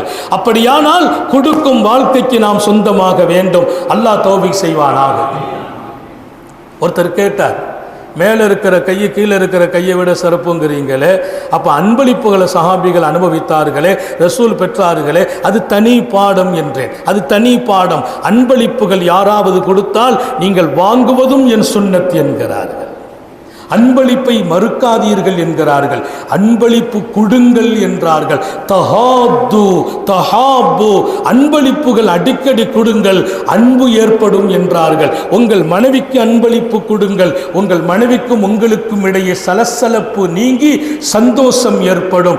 உங்கள் தாயை சந்திக்கிற போது ஒரு அன்பளிப்பை கொடுங்கள், தாயின் பிரியம் கூடும். தந்தைக்கு அன்பளிப்பு கொடுங்கள், நண்பர்களுக்கு அன்பளிப்பு கொடுங்கள், உங்களை சந்திக்கிற நல்லவர்களுக்கும் அன்பளிப்புகள் பரிமாறுங்கள். அன்பளிப்பால் அன்பு கூடும் என்று சொன்னவர்கள் அகிலத்தின் அருட்கொடை முஹம்மது ரசூலுல்லாஹி ஸல்லல்லாஹு அலைஹி வஸல்லம். இப்போ நம்ம அதெல்லாம் கொஞ்சம் விட்டுட்டோம். இன்னைக்கு அன்பளிப்பெல்லாம் ரொம்ப குறைஞ்சு போச்சு. அன்பளிப்பு குறைஞ்சு போச்சுங்கிறத விட கொடுத்துட்டு சொல்லி காட்ட வந்துட்டோம். எங்கள் அண்ணனுக்கு அன்றைக்கி நான் 1 லட்ச ரூபா கொடுத்தேன் கஷ்டப்பட்ட நேரத்தில். எப்போ என்னைக்கு சொல்லாட்டாலும் ஜனாசா வச்சுட்டாவது சொல்லிட்டு தான் நடக்கிறது. தவறு செய்கிறோம். அல்லாஹ் சொன்னான், ஹைரும் மின் சதகத்தின் எத்துபவுஹா அதா, சொல்லி காட்டி கொடுத்த தர்மத்தை விட இல்லைப்பா அப்படின்னு நீ சந்தோஷமாக சொன்ன வார்த்தை அழகானதுங்கிறான் அல்லாஹ். கொடுத்துட்டு சொல்லி காட்டக்கூடாது. அன்பளிப்பு பழகுங்கள். ஒரு சின்ன பொருளை கொடுங்க. அம்மாவை பார்க்க போகிறீங்க, அம்மா பிரியமாக இருக்கிற ஒரு பொருளை கொடுங்க. ஒரு பாக்ஸாக இருக்கட்டும், ஒரு ஸ்வீட்டாக இருக்கட்டும், எதாக இருக்கட்டும். அவங்க பணம் பிரியப்படுறாங்களா, பணத்தை அன்பளிப்பாக கொடுங்க, தப்பு இல்லை. மனைவிக்கு கொடுங்க அன்பளிப்பை, அன்பு கூடும். மனைவி கணவனுக்கு அன்பளிப்பு பரிமாறுங்கள். என் கணவன் என் மேலே பிரியமே இல்லை, அடிக்கடி அன்பளிப்பு கொடுத்து பழகுங்கள். கணவன் உங்களோடு உயிருக்குயிராக மாறுவார். சொன்னது நபிகள் நாயகம் ஸல்லல்லாஹு அலைஹி வஸல்லம். சங்கை மிக்கவர்களே, பணம் இருக்க வேண்டும், நல்ல பணமாக. அந்த பணம் உங்களுக்கு நல்லது. இங்கே சர்க்காரையாலும் சொல்வார்கள், அப்போ அன்பளிப்பு கொடுக்குறாங்களே நம்ம கை கீழே போயிடுது. சில பெரியார்கள் அன்பளிப்பு கொடுக்கும்போது கையில் கொடுக்க மாட்டாங்க, ஜேப்பில் வைப்பாங்க. சில பெரியார்கள் நான் பார்த்துருக்கேன், எங்கள் ஷேகுமார்களை எல்லாம் ஜேப்பில் கொண்டு வச்சுருவாங்க, இந்த ஜேப்பில் வச்சுருவாங்க. ஏன்னா கையை நீட்டி வாங்கிட வேண்டாம்னு. அது ஒரு பேணுதல். ஆனால் அன்பளிப்பு கொடுக்கும்போது வாங்குவதும் சுன்னத், கொடுப்பதும் சுன்னத். அல்லாஹ் நம்ம எல்லாருக்கும் தௌஃபீக் செய்வானாக. அது தனி பாடம். இங்கே பாடங்கள் விஷயங்களில் எல்லாவற்றையும் நான் விளங்குவதும் பாக்கியம். ஸல்லல்லாஹு அலைஹி வஸல்லம் இங்கே தெளிவாக முடிக்கிறார்கள். சாதே நீங்கள் வாழ்வீர்கள் என்றார்கள், எனக்கு பின்னாலும் வாழ்வீர்கள், உங்களால் பல பேர் பிரயோஜனம் அடைவார்கள். சுப்ஹானல்லாஹ். பின்னால் பார்த்தீங்கன்னா சாது பின் அபி வக்காஸ் வாழ்கிறாங்க. எப்படி வாழ்கிறாங்க? கண் பார்வை தெரியாமல் போச்சு. ஆனால் அவர்கள் வருகைக்காக மக்கமா நகரமே காத்திருந்தது. ஏன்? சாது பின் அபி வக்காஸ் முஸ்தஜாபு தாவா, அவங்க கேட்டால் அல்லாஹ் கொடுத்துருவான். அவங்க யாருக்கெல்லாம் தலையில் கை வைத்து துவா செய்தார்களோ, கண் தெரியாத உங்களுடைய கண்ணில் லேசாக தடவுவாங்க, அல்லாஹ் பார்வை கொடுன்னா பார்வை வந்துடும். உங்களால் பல பேர் பிரயோஜனம் பெறுவார்கள், வாழ்வீர்கள். ஒரு சம்பவம் இமாம் புகாரி ரஹ்மத்துல்லாஹ் இன்றைக்கு பதிவு செய்கிறார்கள். எத்தனை பாடம்! அச்சம் வேண்டாம், பயம் வேண்டாம். பயம் ஆபத்தானது. காசு அழகாக இருக்கட்டும், வருமானம் அழகாக இருக்கட்டும், அன்பளிப்பு பரிமாறப்பட வேண்டும். இதை தாண்டி உங்கள் பிள்ளைகள் செழிப்பான நிலையில் நீங்கள் விட்டு செல்லவும் வேண்டும். அப்படி செழிப்பா பிள்ளைகளை விட்டுட்டு போகணும்னா நான் சரியாக சம்பாதிக்கணும், வருமானத்தை தேடணும். வருமானத்தை தேடுகிறேன் என்ற பெயரால் என் ரப்ப மறப்பதா? நான் உழைக்க போகிறேன், சம்பாதிக்க போகிறேன், தொழல்லையா? தீனுடைய வாழ்க்கை இல்லையா? வருமானத்தை ஈட்ட வேண்டும். வருமானத்தை ஈட்டுகிறோம் என்ற பெயரால் அல்லாவை மறந்து விடாதீர்கள். அல்லாவை மறந்த பின்னால் நீங்கள் சம்பாதிப்பதில் என்ன பரக்கத்தை எதிர்பார்க்கிறீர்கள்? நிறைய பேர் இன்றைக்கு உழைப்புக்காக போற போது வணக்கம் இல்லை, தொழுகை இல்லை, மார்க்கம் இல்லை. எப்படி மனம் வந்தது? கொடுப்பவன் அவன்தானே, இருக்கும் பிரச்சனை தீர்ப்பவன் அவன்தானே, பரக்கத்தை அவன்தானே தர வேண்டும், வியாபாரத்தில் அவன்தானே தர வேண்டும். நான் கடல் கடந்து போன நாட்டில் என்னை அவன்தானே விமானத்தில் பாதுகாக்க வேண்டும், அங்கே பாதுகாக்க வேண்டும், இங்கே இருக்கும் என் குடும்பத்தை பாதுகாக்க வேண்டும். அவனை மறப்பதும், அவனை தொழாமல் இருப்பதும், அவனிடத்தில் கையேந்தாமல் இருப்பதும், அவன் சொன்ன கட்டளைகளை கவனத்தில் எடுக்காமல் இருப்பதும், வருமானம் மட்டுமே நோக்கமாக்குவதும் எப்படி நியாயம்? அது சரி என்று உணர்கிறீர்களா? அது தவறு இல்லையா? அல்லாஹ்வை மறப்பதை விட அநீதி வேறொன்று இருக்கிறதா? கொடுப்பவன் அவன், ஆரோக்கியத்தை கொடுத்தவன் அவன். செம்மையாக என்னை வெளிநாட்டு அனுப்பிவிட்டு என் குடும்பத்தை பாதுகாக்கிறான். என் வீட்டில் இருந்து வெளிநாட்டில் என்னை அங்கே அவன் சரி செய்கிறான். என் முதலாளி எனக்கு சாதகமாக்குறான். இவ்வளவு செய்கிற அல்லாஹ்வை நான் தொழக்கூட தகுதி உள்ளவனா ஆகலனா? அல்லாஹ்வின் நினைவு வரட்டும் என்று ஞாபகப்படுத்துகிறேன். இன்றைய பாடம் நாளைக்கு நம்முடைய தலைவிதியை மாற்ற வேண்டும். அல்லாஹ் தௌஃபீக் செய்வானாக. அடுத்த ஒரு பாடத்தை இமாம் புகாரி ரஹ்மத்துல்லாஹி அலைஹி பதிவு செய்கிறார்கள். மக்காவிலிருந்து நாங்கள் புறப்பட்டோம். அபூபக்கர் சித்திக் ரலியல்லாஹு அன்ஹு சர்க்காரை ஆலம் ஸல்லல்லாஹு அலைஹி வஸல்லத்தோடு புறப்படுகிறோம். மக்காவிலிருந்து புறப்படுகிறோம். உத்தம நபி ஸல்லல்லாஹு அலைஹி வஸல்லத்தோடு மதீனாவை நோக்கி ஹிஜ்ரத்தானோம். வல்லல் நபிகளின் நாவு வறண்டு போக, உதடு தவிக்கிறது தண்ணீருக்காக. மாணவி தாகத்தில் தவிக்கிறார்கள். தாங்குவதற்கு அபூபக்கருக்கு இதயம் இல்லை. அல்லாஹ் அப்படி உள்ளத்தை நமக்கு நசீபாக்கட்டும். எம்பெருமான் தாகிக்கிறார்கள். இந்த அபூபக்கருக்கு தாங்குவதற்கு இதயம் இல்லை. எங்கேனும் ஏதேனும் ஒன்று எம்பெருமானுக்கு கிடைத்து விடுமா? வந்தோம். வரும் வழியில் ஒரு இடையர் ஆடோடு இருப்பதையும் அல்லாவே காட்டினான். நபி தாகித்தால் வழியில் பார்க்கும் இடமெல்லாம் ஒன்றும் இல்லை. ஒருவரும் இல்லை, பொருள்கள் இல்லை, எங்கே தாகத்தை தணிக்கப் போகிறோம் என்ற கவலை இருந்தது. இங்கே ஒன்றை சொல்லட்டுமா? என் பெருமான் தாகித்தால் ரப்பே உடனே நிவாரணம் அளிப்பான். என் கண்ணுக்கு ஒரு இடையறை காட்டினான். வந்தேன் அவரிடத்தில். நான் நபி அவர்களை ஒரு இடத்தில் அமர வைத்து விட்டு அவரிடத்தில் கொஞ்சம் பால் கறந்தேன். அவர் அனுமதித்தார். கோப்பையில் கறந்து நிரம்பவே கொண்டு வந்தேன். மகிழ்ச்சியில் தழும்ப ஓடி வருகிறேன். நாயகம் ஸல்லல்லாஹு அலைஹி வஸல்லம் அவர்களின் தாகத்தை தணிக்கப் போகிறோம். வந்து நான் நபி பெருமானார் இடத்தில் கொடுத்தேன். இதில் இன்னொரு ஆச்சரியம் என்ன தெரியுமா? என் பெருமானுக்கு நாவு வறண்டு போயிருந்தது, உதடெல்லாம் காய்ந்து போயிருந்தது. அதில் பல மடங்கு எனக்கு இருந்தது. நபி அவர்களின் தாகத்தை காட்டிலும் எனக்கு தாகம். நபி அவர்கள் தன் தேவையை சொன்னதே இல்லை, மறைத்து விடுவார்கள். அல்லாஹ்வுக்கு மட்டும்தான் தன் தேவை தெரியும். நோயை மறைக்கணும், அல்லாஹ்ட்ட சொல்லணும், டாக்டர்கிட்ட சொல்லணும்.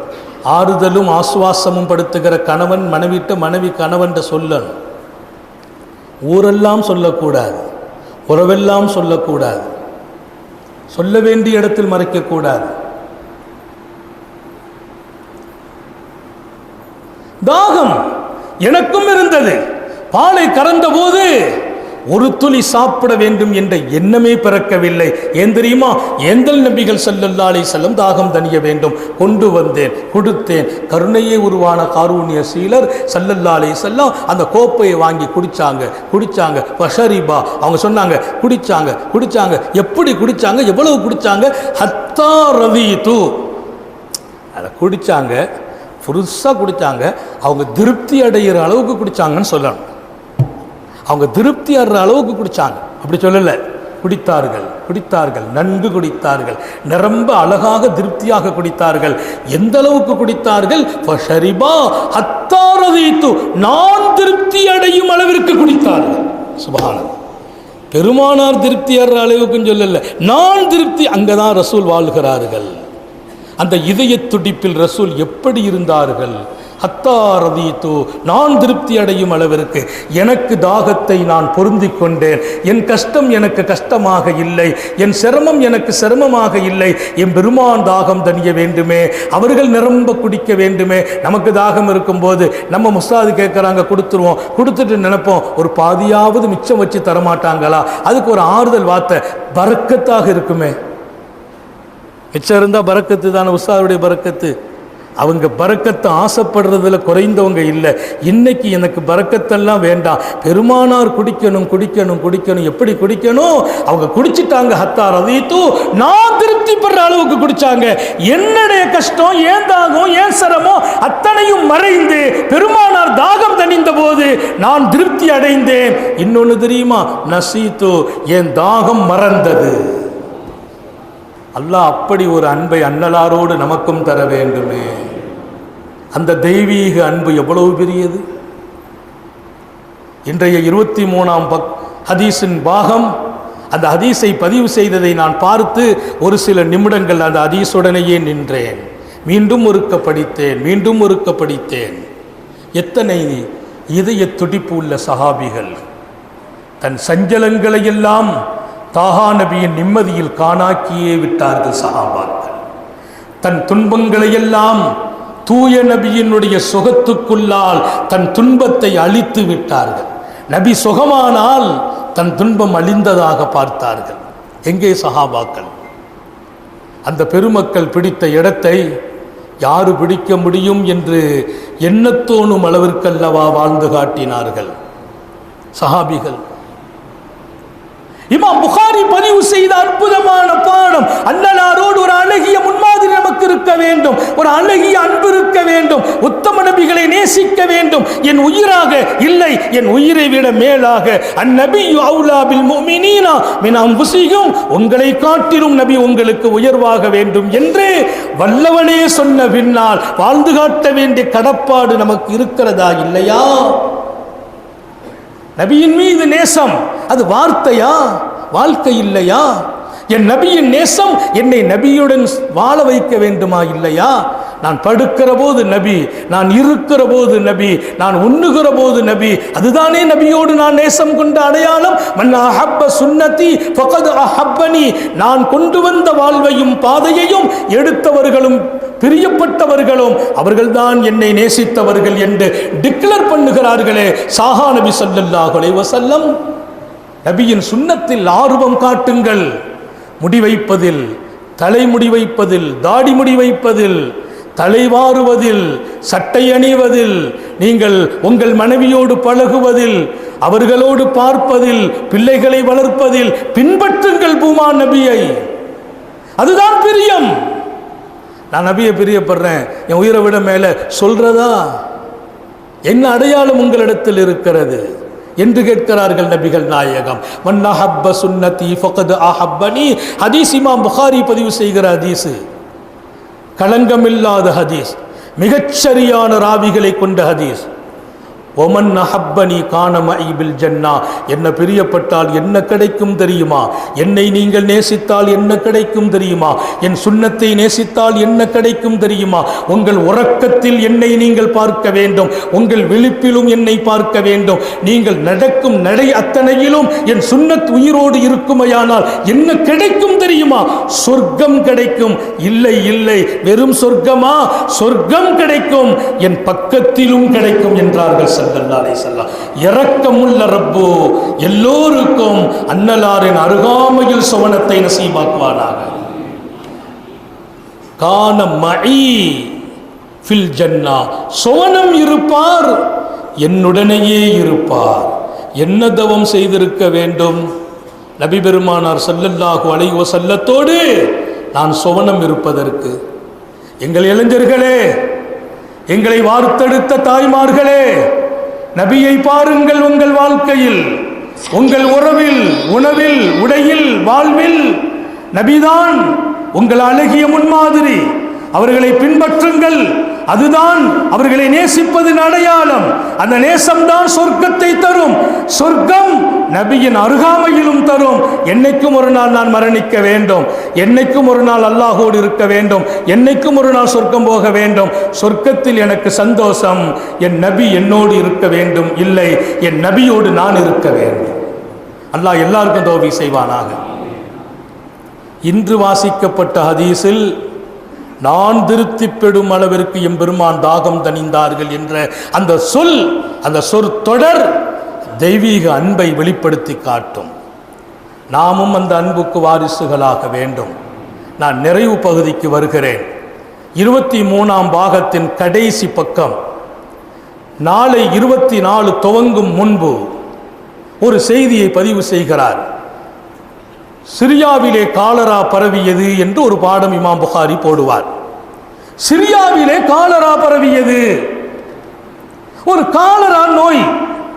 அந்த நோய்க்குள்ளே ஒரு மூமின் எப்படி இருக்க வேண்டும்? பரவும் நோய் நம்மை எப்படியெல்லாம் ஆக்கிக் கொள்ள வேண்டும்? புகாரி ஷரீஃபுங்கிறது வெறும் ஹதீஸ் அல்ல. காலரா நோய் என்னைக்கோ பரவுச்சு, அது எதுக்கு இன்னைக்கு பாடம்? அந்த பாடம் தான் நம்மை எத்தனை ஆயிரம் பாடத்துக்குள்ளே கொண்டு உட்கார வைக்கிறது. சிரியாவிலே காலரா நோய் பரவியது. பெண்ணம்பெரிய சஹாபாக்களை எல்லாம் அந்த நோய் கொன்றது இருந்தது. முஆத் இப்னு ஜபலும் தன்னுடைய 32வது வயசுன்னு சில பேர், 28வது வயசுன்னு சில பேர், 36 சில பேர், ஆக ஒரு 30 to 35 வயசுக்குள்ளால் முஆத் இப்னு ஜபலும் அந்த நோயிலேயே ஷஹீதாகிறார். மகத்தான சஹாபிகள் பல்லாயிரம் பேர்கள் ஷஹீதான நோய் அது. இன்றைக்கி நம்ம ஊரில் ஒரு நோய் பரவுச்சு, நாட்டில் ஒரு நோய் பரவுச்சு, பிரச்சனை பரவுச்சு.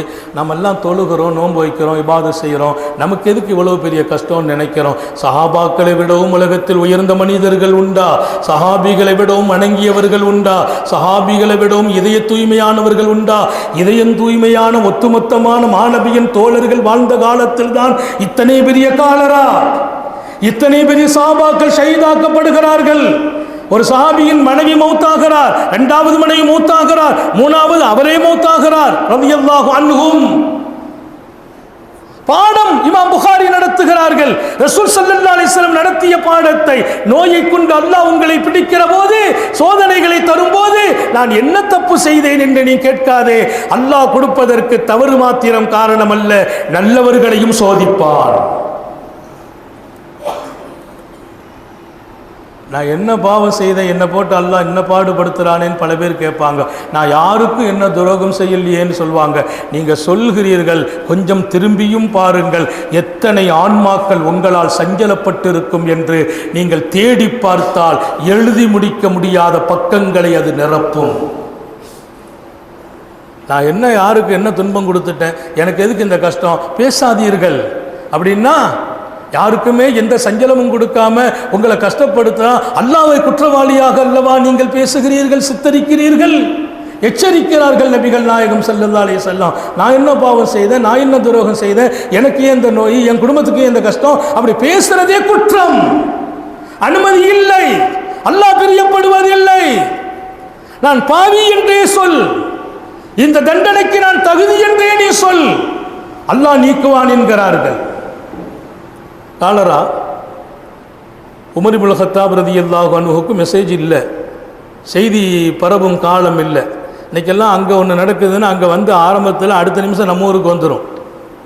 வாட்ஸ்அப் உலகம், ஃபேஸ்புக் உலகம், இன்றைக்கு எத்தனையோ தளங்கள், நம்முடைய தகவல்கள் பரிமாறும் தளங்கள். ஒரு நல்ல காலமும் கூட, டேஞ்சரான ஆபத்தான நிலையும் கூட.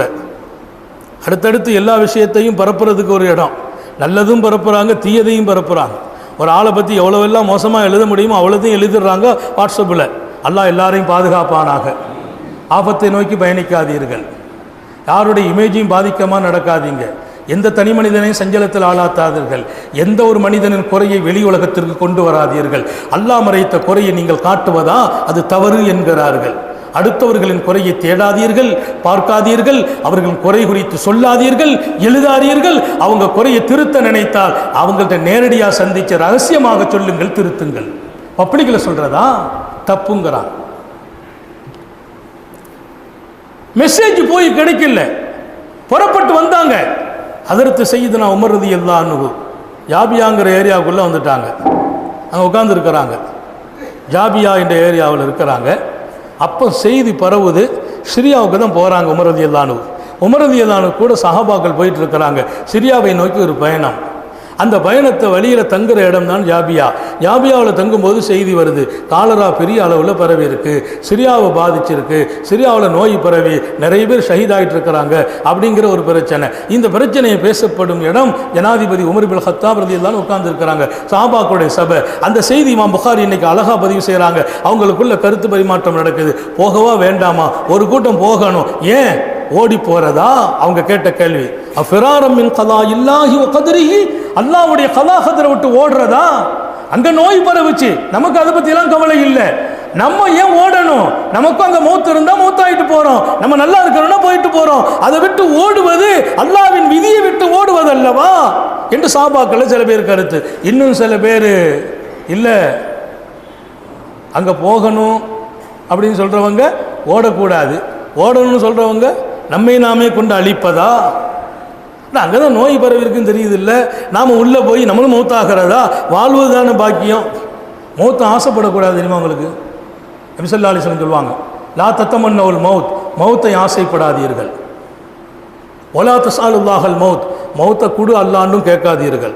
அல்லாஹ் நம்ம எல்லாரையும் பாதுகாப்பானாக. எந்த துன்பத்தையும் கஷ்டத்தையும் மௌத்தை கேட்பதா? அதனால தான் தற்கொலை செய்தவருக்கு நரகம். ஏன்? அல்லாஹ் வாழ வைக்கிற போது நீ என்ன உன்னை அழிப்பது? துன்பம் என்னை அழிப்பதற்கல்ல, என்னை மீண்டும் தூக்கி நிறுத்துவதற்கே துன்பம். அதில் நான் பொறுமை காத்தால் அல்லாஹ் உயர்த்துவான். மௌத்தை கேட்காதீர்கள், மௌத்தை ஆசைப்படாதீர்கள். சமீப காலத்தில் இவ்வளவு அதிகமான நேரம் நான் எங்கேயும் பேசினாருன்னு தெரியல. இருப்பினும் இந்த சபையின் பரக்கத்தும் புனிதமும் புகாரி ஷரீஃபின் 23வது ஜுசுவின் பல்வேறு பக்கங்களுக்குள் நான் நுழைந்து பார்ப்பதற்கும் எடுத்து சொல்கிற வாய்ப்பையும் அல்லாஹ் கொடுத்தான். இன்னும் 3 நிமிடத்தில் நிறைவுபடுத்துவேன் இன்ஷா அல்லாஹ். கடைசி பக்கம் 23வது ஜுசுவின். போகவா வேண்டாமா? போறணும் சொல்லவங்க அல்லாஹ்வுடைய முடிவு, அதை விட்டு நீங்க ஓடக்கூடாது. போகக்கூடாதுன்னு சொன்னவங்க நம்ம அங்கே போய் மௌத்தாகிறதா? மௌத்தை தேடக்கூடாது, மௌத்தை கேட்கக்கூடாது, மௌத்தை ஆசைப்படக்கூடாது.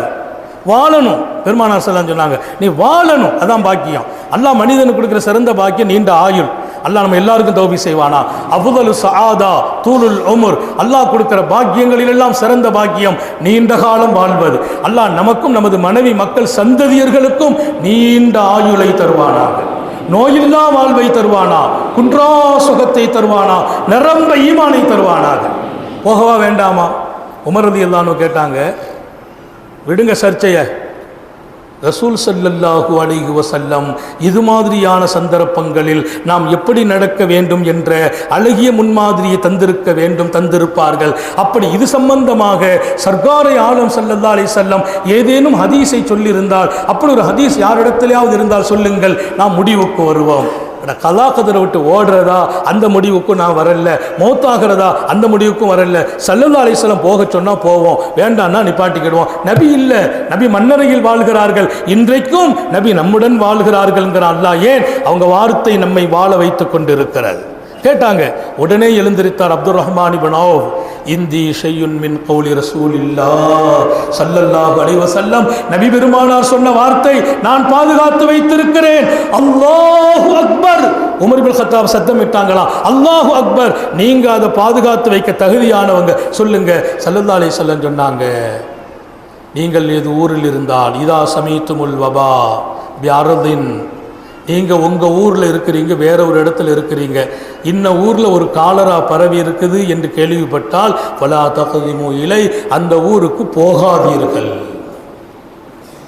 நீங்க வேற ஊர்ல இருக்கிறீங்க, வெளியூர்ல இருக்கிறீங்க, உங்க ஊர்ல இருக்கிறீங்க, பக்கத்து ஊர்ல காலரா பரவி இருக்கா, அந்த ஊருக்கு போக கூடாது.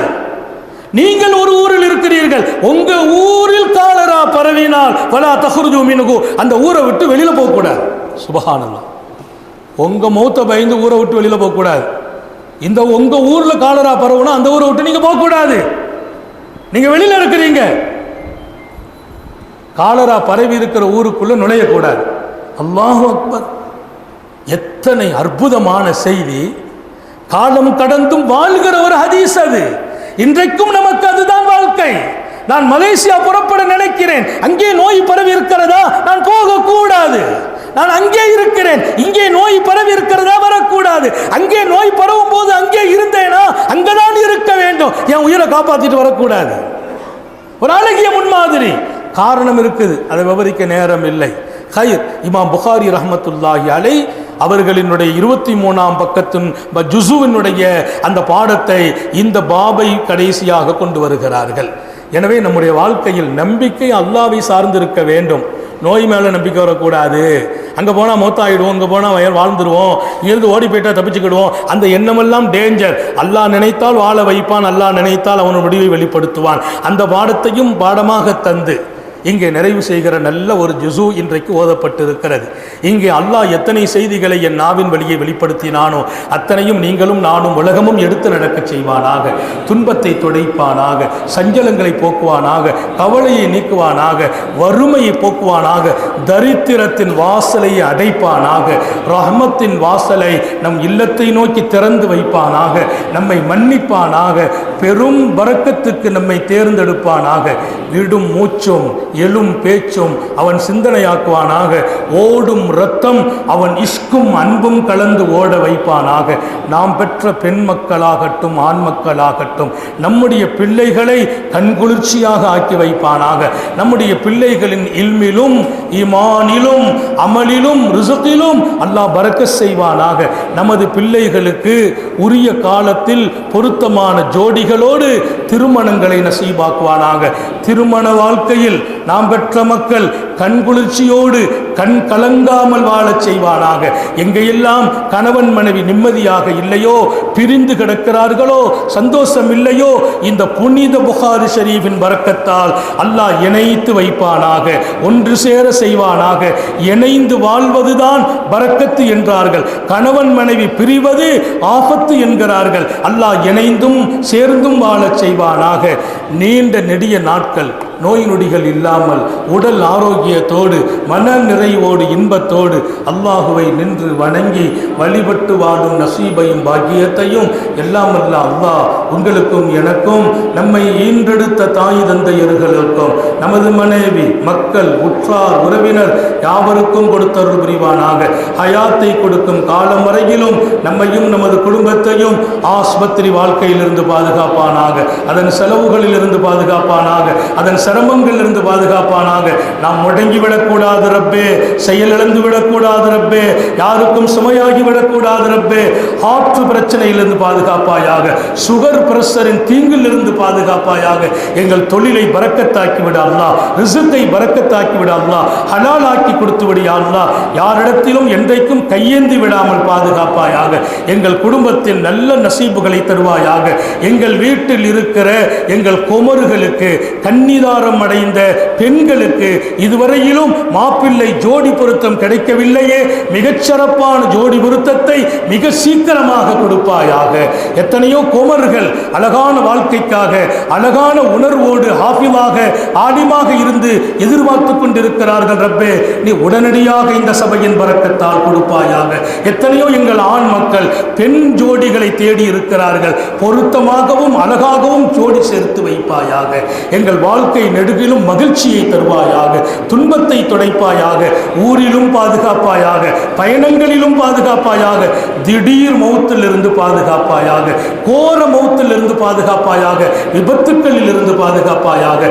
கருணை உள்ள ரப்பே, ரஜபில் எங்களுக்கும் எங்கள் குடும்பத்திற்கும் பரக்க செய்வாயாக, ஷாபானில் பரக்க செய்வாயாக.